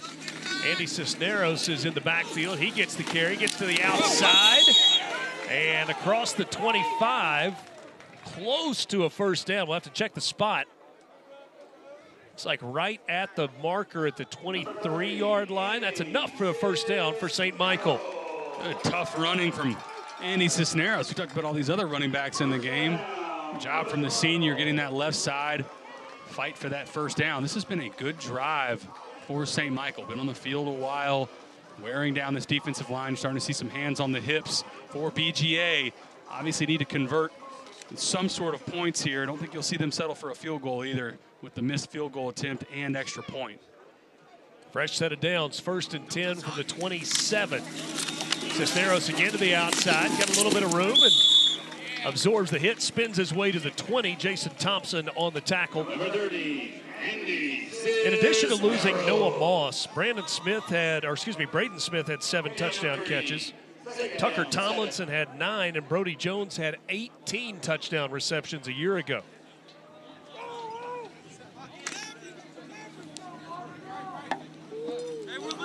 Ten plays in the drive so far. St. Michael has covered 50 yards, trying to cover that last 20 to get a touchdown on the board. Making a throw toward the end zone, and a flag comes in. Trying to go to Braden Walton, had his jersey grabbed and slowed him down on the post. It's going to be pass interference on Battleground Academy.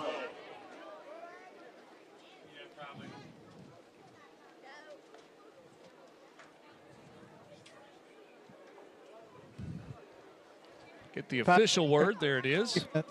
Half the distance to the goal.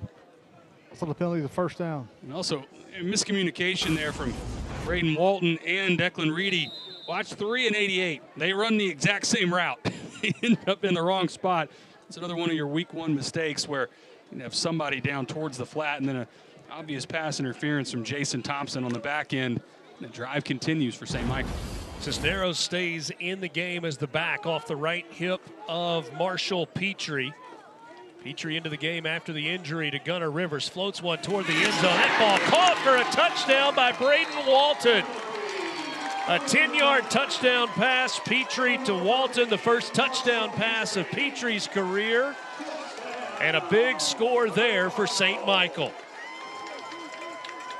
Really not bad coverage, but a good throw from Marshall Petrie. This was by far his best drive of the game. Looked really comfortable and caps this off. Throw the fade ball to your top receiver, Braden Walton on the outside. Give him a chance and let him make a play. See that? Just the defenders over top, really just allowing Braden Walton to go up and make a play. And we see the offense. Again, we've talked about the kicking issue so far. Offense staying on the field to go for 2.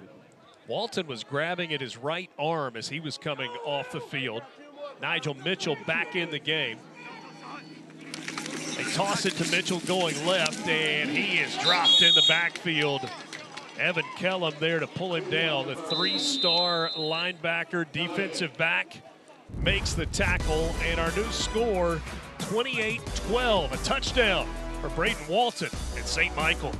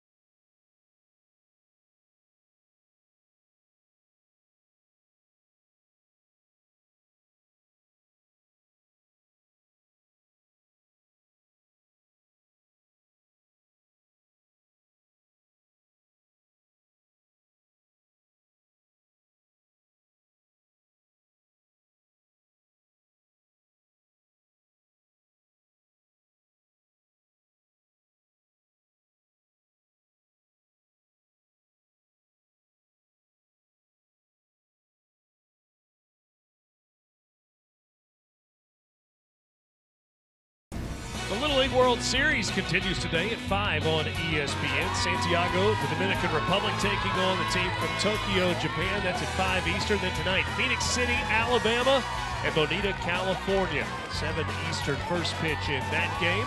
All the games on ESPN and the ESPN app. Time now for our Q Collar heads-up play. This was with 21 seconds left in the half. Bo Bryan with a deep shot. Tight game for that entire first half, but this was a backbreaker right in the middle of the field. It had been all Maddox quarter for that first quarter, but then Max Curry split the seams. Again, Luke Bryan loving it. Onside kick attempt here for St. Michael. Ball did not go 10 yards, and so going to be outstanding field position here for BGA. St. Michael trying to steal a possession there. Kickoff from the 40, got to get it to midfield. It only went about 4 yards, and that's a problem. Another look at this attempt at the onside.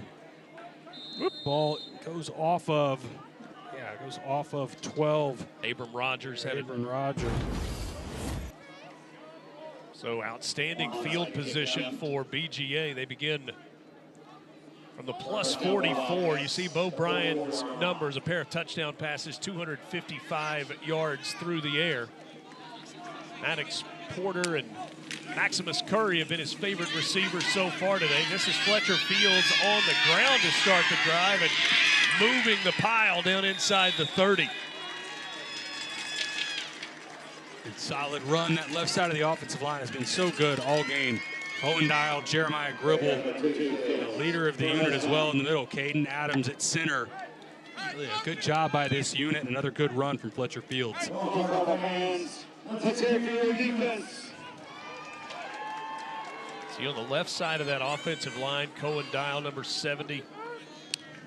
Promising future for him as Bo Bryan looks to go to the air. He takes a shot down the field, back shoulder throw, and that is caught by Cates Kennedy inside the 10-yard line. Kennedy, the 6-foot, 160-pound senior, had 27 catches a year ago. That's his first today. And all day for Bo Bryan to throw. Watch how long. I mean, this is max protection. Leave a running back in to help. There is nobody near Bo Bryan. A good catch there from Cates Kennedy. That's a guy, track speed. Talk about him in the 200 and the hurdles as well. Big catch for him. It was subtle, but you could see Bo Bryan looking at Kennedy as his second target there.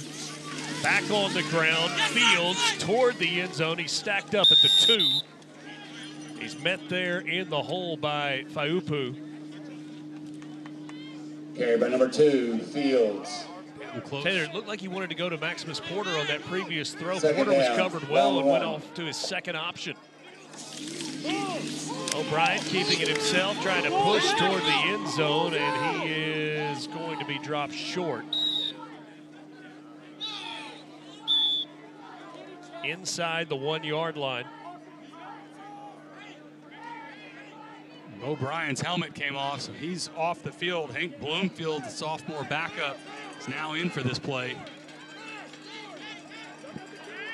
It's Luke wondering, how did we not score on the quarterback sneak? O'Brien off the field and Bloomfield on. Bloomfield going to line up in the shotgun with Fletcher Fields to his left. Maddox Porter at the top of the screen. Low snap. It's recovered by Fields, and then he's dropped back outside the 10-yard line. And there hasn't been any issues with snaps all game. I wonder if there was some miscommunication with Bloomfield and center Caden Adams about whether or not he was under center or not, because this rolls all the way back. And again, Caden Adams has not had a single issue with snaps all game. BGA fortunate to get back on top of that ball. 11-yard loss. There's a St. Michael player that is down on the far side. That's Jack Kurth, the linebacker. Getting the stretches in, like maybe we're dealing with some cramping issues. The time of the game, week 1 in this heat, see a lot of that right now.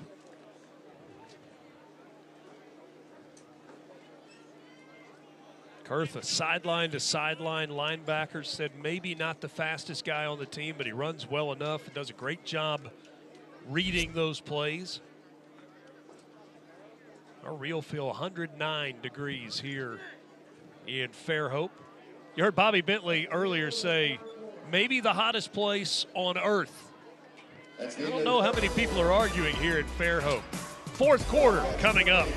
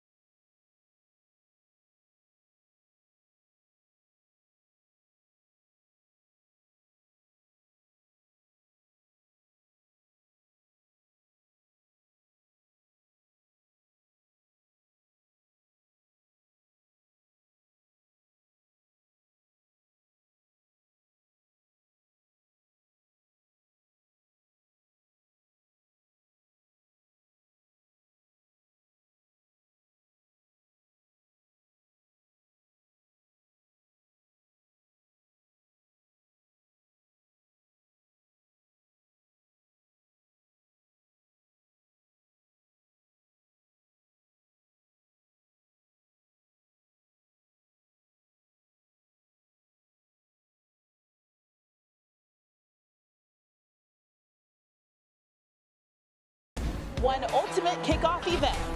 Which team will make the biggest opening statement? The Jeep ABCA First Serve continues on Sunday. Are you ready for it? Texas A&M SMU in the first game, Pitt and Kentucky in the second. Volleyball and those spring sports off and rolling in the NCAA. See Bobby Bentley there, the head coach in his third season, state champs a year ago. A man that loves to fish. When he got the job at BGA, said he was looking for a fishing hole. They were at the Denim and Diamonds fundraiser for Battleground Academy. He was seated at the table with Luke Bryan, and Luke asked him, he said, how do you like it so far? He said, well, I've only been here 4 days and I don't have a spot to fish yet. Luke Bryan said, you do now. I got a spot for you. They've been fishing buddies ever since, and Bobby Bentley told us, hey, if we can find a way to win today, I'm taking tomorrow off to go fishing. On fourth down, Bo Bryant drilled from behind. Andy Cisneros coming from that offside linebacker spot. Bryant never saw him. That's a turnover on downs. Huge play and a miss on that left side. In the protection, blind side of Bo Bryant. Watch on the left, number 1, Jaden Cannon. He's got to work to that left side and pick up blitzing linebacker Andy Cisneros. Got a ton of speed. He's also on the state champion soccer team. And Bentley on the sideline, not thrilled with this breakdown in protection. You know, Richard, that's twice in this game that they've had the ball at the 6-inch line and not scored. That'll be something that Coach Bentley, certainly something to work on and improve. BGA with a 16-point lead. Petrie throws it up, a crossing route to Ken Thomas. Thomas breaks a couple of tackles, and he gets out near the 40-yard line. Finally wrestled down by the freshman Colton Stanford. There's some confidence on that throw from Marshall Petrie. It looks very much like something we saw Phillip Rivers run in the NFL. Shallow cross all the way from his right to left. Good throw right on the face mask of Ken Thomas. A little momentum here for St. Michael. Gain of 18 on first down. Ball out to the 38-yard line. Petrie flushed from the pocket, rolling to his right. That ball is caught and then dropped by Ken Thomas. If it's a fumble, it was recovered by BGA. The ruling is incomplete pass. Officials all looking at one another like, what do you think? It was finally the referee that gave the signal incomplete. We'll take another look. This will be a great look at it. Initial contact did not knock the ball loose. It's that second one, Richard. I don't know. I think you saw Shakir the catch. That's right on the edge. Seen that go both ways. Perhaps a break there for St. Michael because BGA did recover that football. Nigel Mitchell in the backfield alongside Marshall Petrie. Fakes it to Mitchell over the middle. This one is caught by Walton. Walton still on his feet, and he's shoved out of bounds just shy of the 30-yard line. A good throw over the middle by Petrie. Starting to see some really big-time throws here from Marshall Petrie.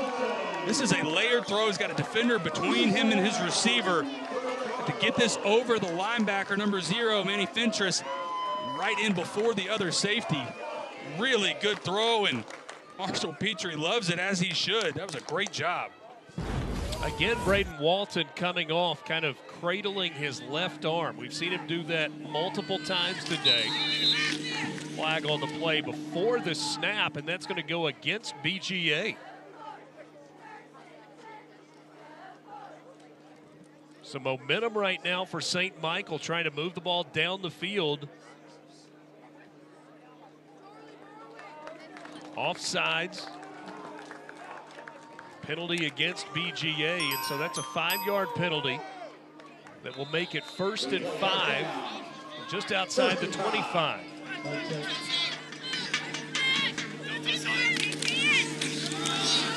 Mitchell trying to get to the outside.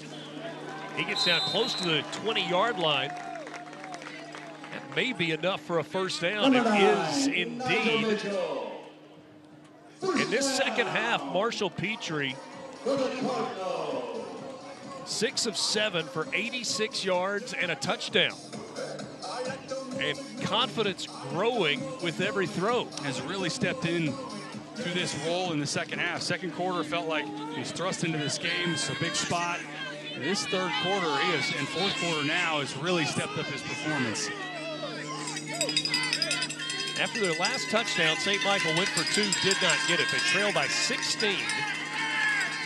So a 2-possession game. Mitchell working up the middle. Group tackle there at the 15-yard line. Mitchell with the carry. And remember, I mean, despite the kicking issues, missing one, trying to go for 2, still technically a 2-score game, right? Score, go for 2, score, go for 2. So this momentum for St. Michael's a huge possession here, just under 10 minutes now in the game. Everything's 4-down territory from here on out. After the last touchdown, St. Michael attempted an onside kick. They gave BGA great field position. BGA couldn't come away with points. This is Cisneros on his feet inside the 5, and he's knocked down at the 2-yard line. Cisneros coming off that huge sack on 4th down on the defensive side in at running back. It's from the secondary. Looked like Caden McNeil over pursues. Good cut from Andy Cisneros. And now from the 2-yard line, St. Michael, an opportunity to really flip this game and build some momentum. Cisneros comes out. Nigel Mitchell back in. Marshall Petrie calls the play in the huddle. 1st and goal from the 2. Inside 9 minutes to play. Petrie gives it off to Mitchell, tries to pick his way toward the goal line, and he stops short at the 1. Manny Fentress was there. Stop just short. Also had Evan Kellum in on the stop. 2nd down. Back on the ball quick. At the 1. Little tempo here from St. Michael. 2nd and goal from the 1. Again, the handoff is to Mitchell, this time into the end zone for a touchdown. That makes it a 10-point game. Mitchell has not gotten up yet, pointing to that left leg, perhaps with cramps setting in. Think we've got a flag on the field as well.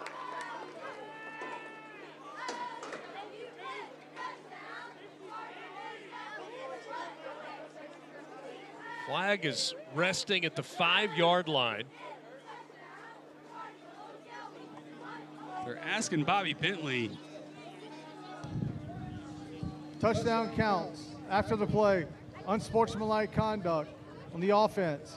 15-yard penalty to be assessed on the try. The second time that's happened for St. Michael. And now, just like on the last possession, when they kick off, it'll be from their own 45-yard line.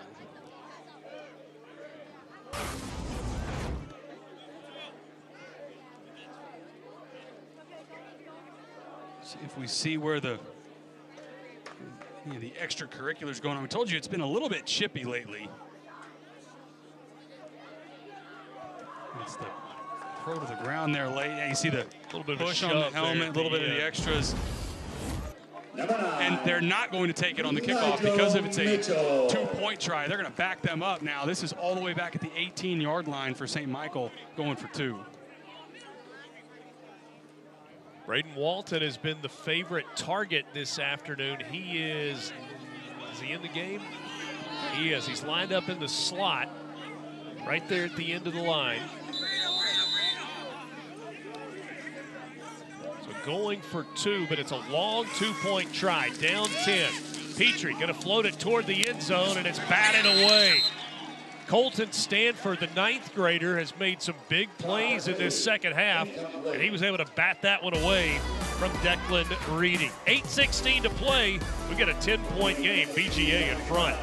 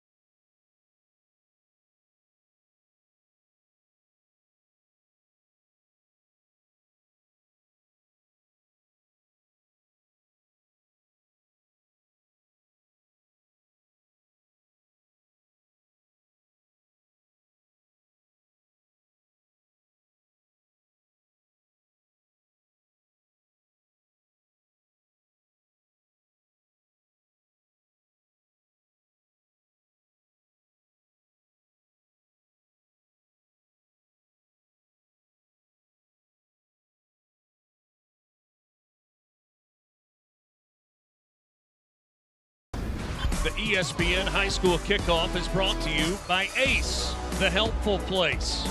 From Mobile to the Baseball Hall of Fame, Hank Aaron, one of several Hall of Famers from this area in Cooperstown today, born in the city's down the Bay section with his 7 siblings, went on to be one of the all-time greats in the big leagues. The Little League Classic is here tomorrow night at 7 Eastern on ESPN. Watch 2 of the National League's division leaders, the Atlanta Braves and the Milwaukee Brewers, facing off in Williamsport, Pennsylvania. The game also streams on the ESPN app. Mobile has honored Hank Aaron and his fellow MLB Hall of Famers in many ways. Statues erected downtown to Aaron and other local Major League stars. The city's minor league stadium back in 1997 was named for Hank Aaron. In 2010, the commissioner and fellow Hall of Famers were on hand to dedicate his original home as the Hank Aaron Childhood Museum. One of not just the all-time great baseball players, but the all-time great gentleman in the history of baseball. This kick, a touchback. BGA with a 10-point lead, 8:16 to play. Let's go downstairs and check in with Ashley. Thanks, guys. I've been spending some time over on the Battleground Academy sideline. The coaches talking to their offensive unit saying, look, this game is far from over. We've got to shake off that last drive and get out here and get some points. Ashley, thank you. You know, would love to see some time off the clock on this one as well. Just going to say that. You know Bobby Bentley and BGA would love nothing more than an 8-minute, 15-play drive. It's not really what they're known for. It's much more of the strikes over top, which we've seen a lot of, but would not be surprised if they try to bleed some clock on this possession. We've seen both Fletcher Fields and Emerson Tice in the second half. Bo Bryan to the air. How about a big play on first down? Maximus Curry into the open field. Fastest man on the team. He'll run away from everybody. Touchdown, BGA. Flag comes in at the end. It was 80 yards to the score. Curry gave a little look back at the defenders as he was running away, and then Spike-ish at the end.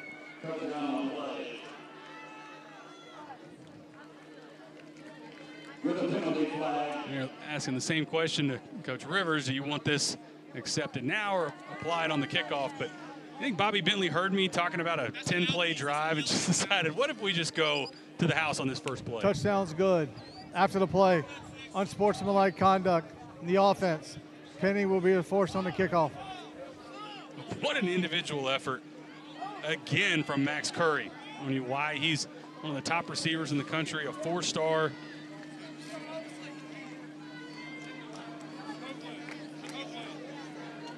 It's just a little bit of space, but in the middle, he made several guys miss. That was a ton of speed there at the end to get to the end zone. Between Maddox Porter and Max Curry, man, I'm not sure that there's a better duo in high school football at the receiver position. How about for his 2 touchdowns today? 158 yards. 78-yard touchdown catch and now an 80-yard touchdown catch. The penalty will be enforced on the kickoff. Walker Ford to try the extra point. And that makes it 35-18. Boy, look at Maximus Curry go. Get big. Brandon McDonald, the freshman out there in space as well, number 73. You'll watch this. Another cutback. Boom, right here. Make another one miss. The rest of this here from about the 50 is speed. He's the fastest guy on the field. Shows you why he's ranked where he is in the ESPN 300. And there's a little spike there at the end, showing a little emotion. But that is a special target. What a security blanket for Bo Bryan between Maddox Porter, Max Curry. Fletcher Fields has run the ball well. Jaden Cannon, Cates Kennedy. We've seen a number of guys. This is a loaded offensive and really defensive, but the skill positions for BGA are loaded.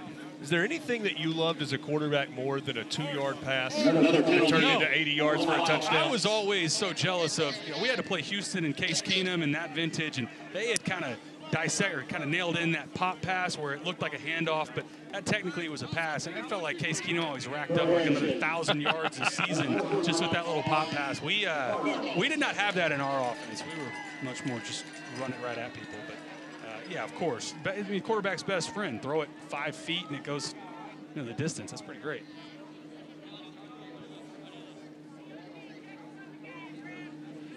kickoff coming after another flag that was an unsportsmanlike conduct on St. Michael. So that wipes off the unsportsmanlike conduct instead of having to kick off from your own 25. It's now back to the 40. And it's a 3-score lead now, 35-18, Battleground in front of St. Michael.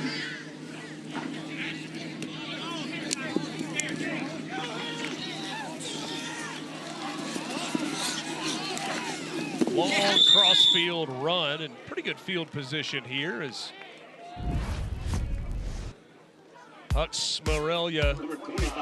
That is Brandon Curry. That is what you look like when you are Mr. Olympia. He is Max and Marvelous Curry's dad.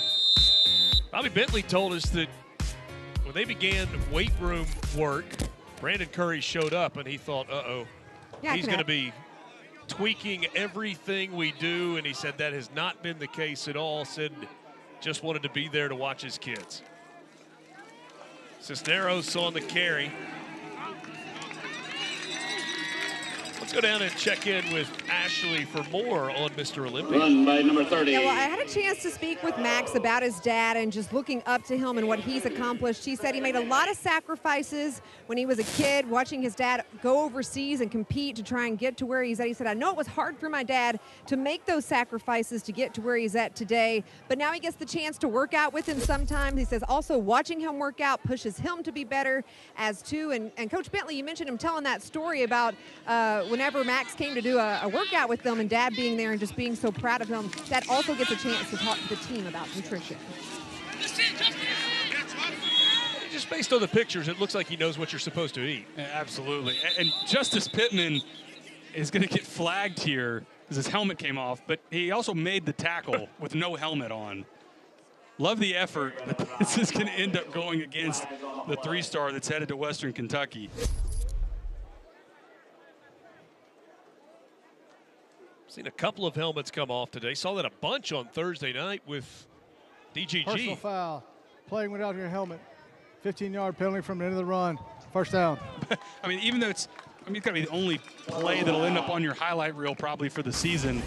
That was still a penalty against you. Watch right in the middle, big 55. Helmet comes off, and then boom, sit down. I'll take the tackle. I will also go to the sidelines, and it's a free 15 yards for St. Michael.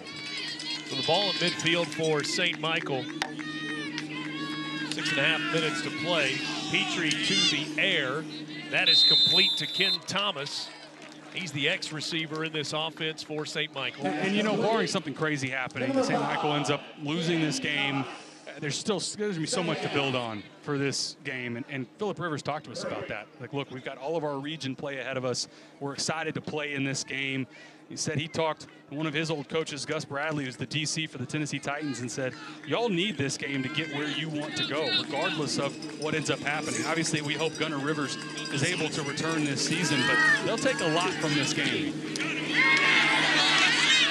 Mitchell breaks the first tackle and then turns that into positive yardage. We'll bring up a 3rd down for St. Michael, but we're going to have a heat timeout before the 3rd down play. Everybody get a drink, and then we'll finish this one as Mitchell hobbles off for St. Michael.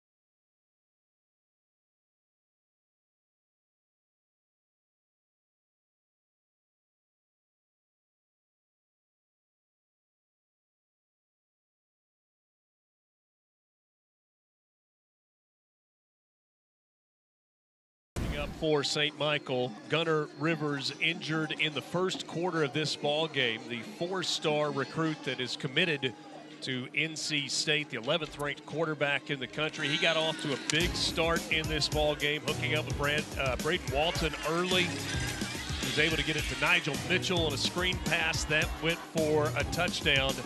And then scrambling here, you see player comes in from the side, he gets hit in the knee, has not been able to return in this ball game. Philip Rivers told us at halftime they do not believe that it is structural, but he has not been able to come back into the game. Zachary McClain, who's a wide receiver, lines up in the backfield this time and gets the carry. He's going to be short of the first down marker. 4th and 1 coming up for St. Michael with 5.5 minutes to play. Number 13, Zach McClain on the carry. Gunnar Rivers came into this game just 599 yards shy of the all-time Alabama high school passing record. Knocked off his feet in the backfield. McClain can't even get back to the line of scrimmage. It's a turnover on downs as the BGA defense holds strong. And blown up again by Justice Pittman. How many times have we said his name in this game? Walking back, the offensive lineman charged with blocking him, and big time watch right in the middle at the nose tackle position. He's matched up against Caleb Schaefer, winning at the point of attack. Matched up against Cole Singley at center. And we knew that was going to be one of the matchups to look out for. Cole Singley, just under 200 pounds at the center spot. That's going to be really challenging against like a guy like Justice Pittman, a 3-star. O'Brien looking to the air, and he's got a completion to Maddox Porter. Over on the BGA sideline, 5 minutes clock running. Tonight, the #1 team in the country, Buford, Georgia, hosting Gainesville. That game at 5 Eastern on ESPN2. And next Friday at St. Joe and Mount Carmel in Illinois, a New Jersey-Illinois matchup. Bishop Gorman and Columbus next Saturday as well, part of the ESPN high school football kickoff.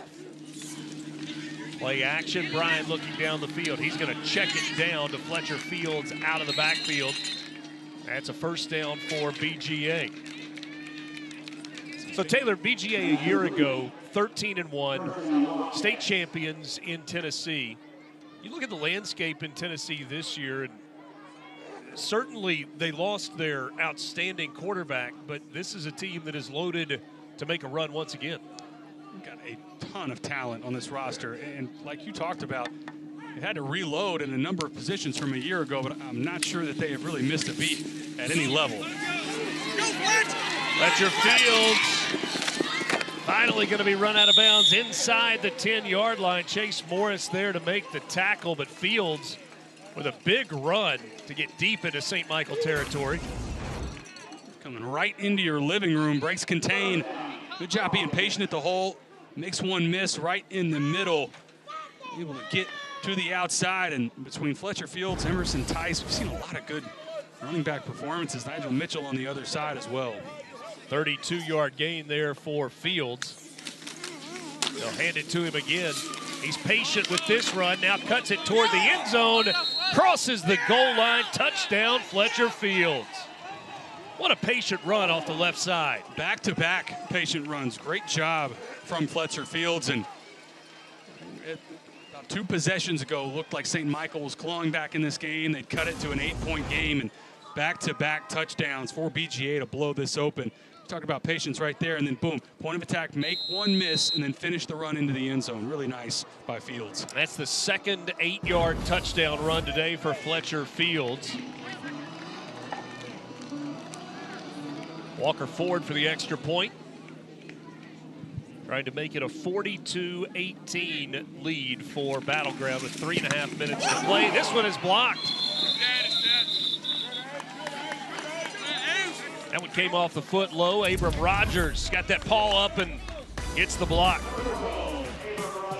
Another touchdown for Fletcher Fields. BGA extends this lead, 41-18.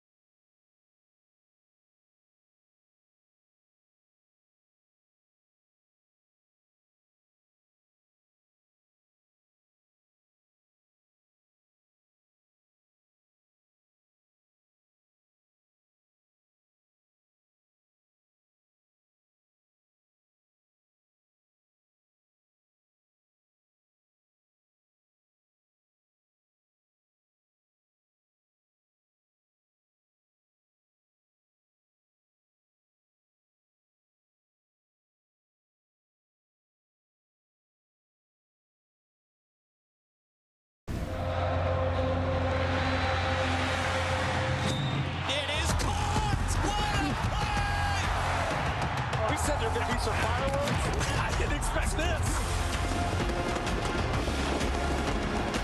It is so close. College football next weekend. North Carolina, TCU from Dublin, NC State, Virginia, Alabama A&M, and Howard from Atlanta.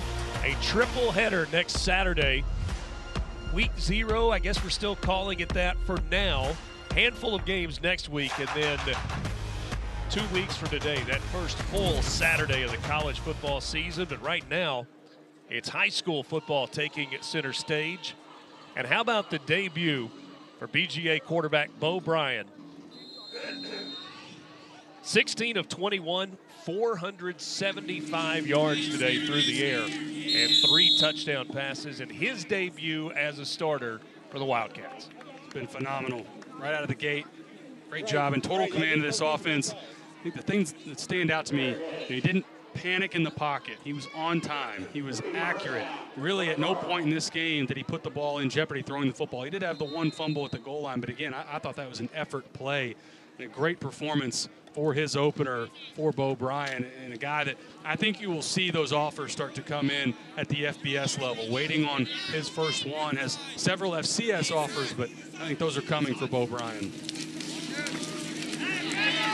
You're going to have to forgive my math. The day was still spectacular. 375 yards, not 475. But still 3 touchdown passes, including 40, 78, and 80. Last one was pretty nice for your quarterback. Get it? Max Curry on a screen, let him take it the distance. It feels pretty nice when you've got guys like Maddox Porter, Max Curry, and Jaden Cannon. A lot of weapons for this BGA offense. They're going to be a chore for everybody on their schedule this year.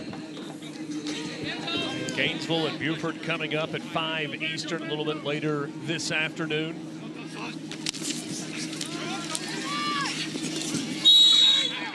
We got the fighting Jordan Lynches at Mount Carmel later. Pride of Northern Illinois had them rolling. That's between Mount Carmel and DeSoto. We talk about a high school team that I would have never wanted to play against. They are unbelievable in Texas. Ryan Kerbel in the game as the running back right now.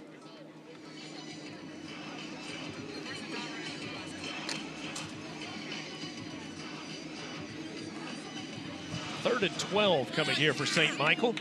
Closing in on 2 minutes remaining. That's Ken Thomas on the catch. He'll get back just beyond the original line of scrimmage. And we'll bring up a 4th down.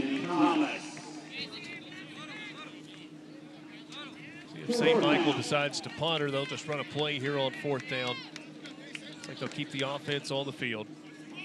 Marshall Petrie asked to step into a big spotlight today after the injury to Gunnar Rivers in the first quarter of this game. Took a shot to his right knee. Well, you hope for St. Michael, for Gunnar Rivers, for Phillip Rivers, for high school football that he is okay and is able to return. Big brace on that right knee after taking a hit. Certainly a clean play, but you hate it nevertheless. Kerbel on the ground. He's hit hard right at the 35. It'll be a turnover on downs with 1:03 to play. Battleground Academy is going to get out of Fairhope, Alabama with an impressive win to start the season. You see the top 10 in high school football. Buford, Georgia, #1. A lot of familiar names there. John Bosco, Bishop Gorman out of the Vegas area. IMG Academy at #5. Grayson, Georgia coming in at #8. About 40 minutes from right now, Buford and Gainesville will play right here on ESPN2. Hank Bloomfield back into the game as a quarterback. Came in and played one play earlier after Bo Bryan's helmet came off. Emerson Tice getting the carry for BGA. They're going to have to run one more play, and then this one will go in the books.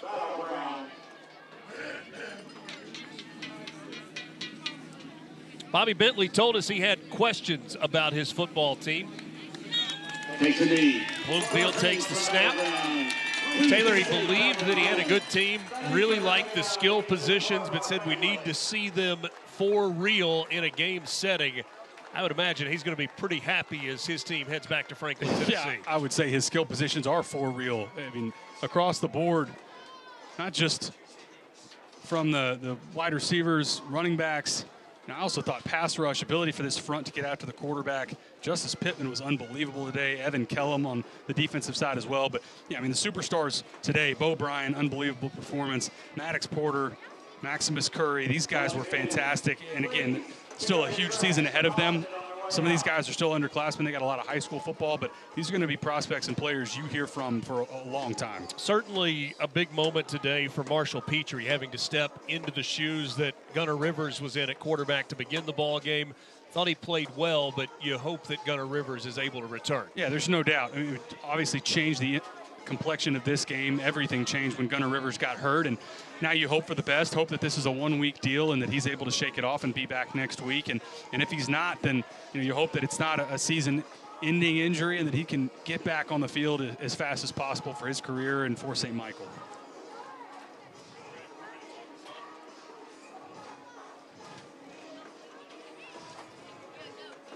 So 41-18 our final. 3 touchdown passes for Bo Bryan. He gets a congratulatory handshake from Phillip Rivers.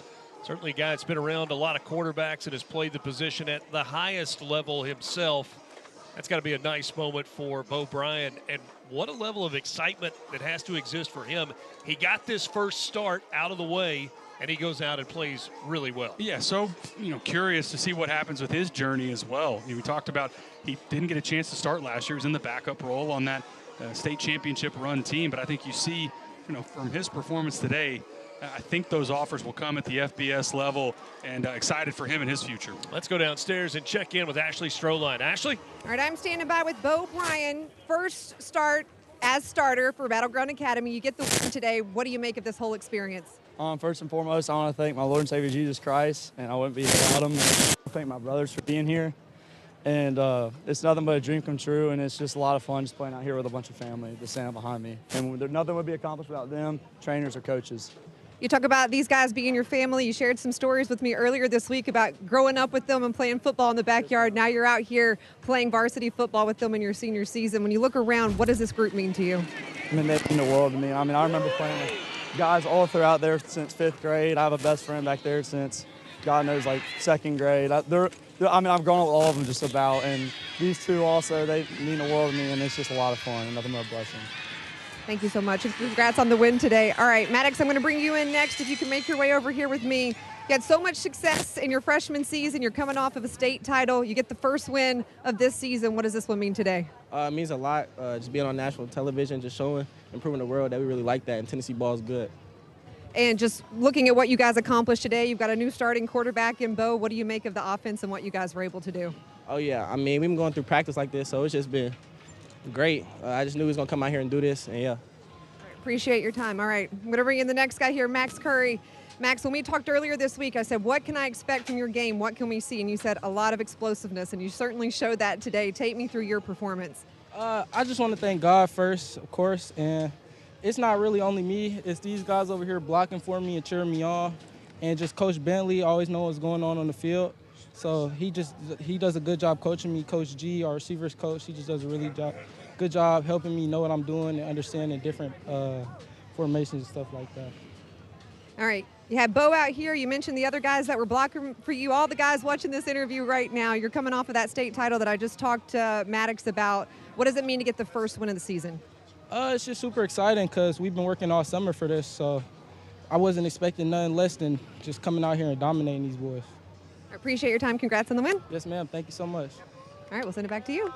BGA state champions in Tennessee a year ago, trying to run it back this year. They were 13-1 last season. They begin 2026 with a 1-0 record after a big win, 41-18 on the road against St. Michael Catholic. Thanks for being with us on this Saturday afternoon for the ESPN High School Football Kickoff. You've got more high school football coming up. Gainesville at #1, Buford. My partner, Taylor McHarg. And Ashley Stroline, I'm Richard Cross. Let's send you to the studio.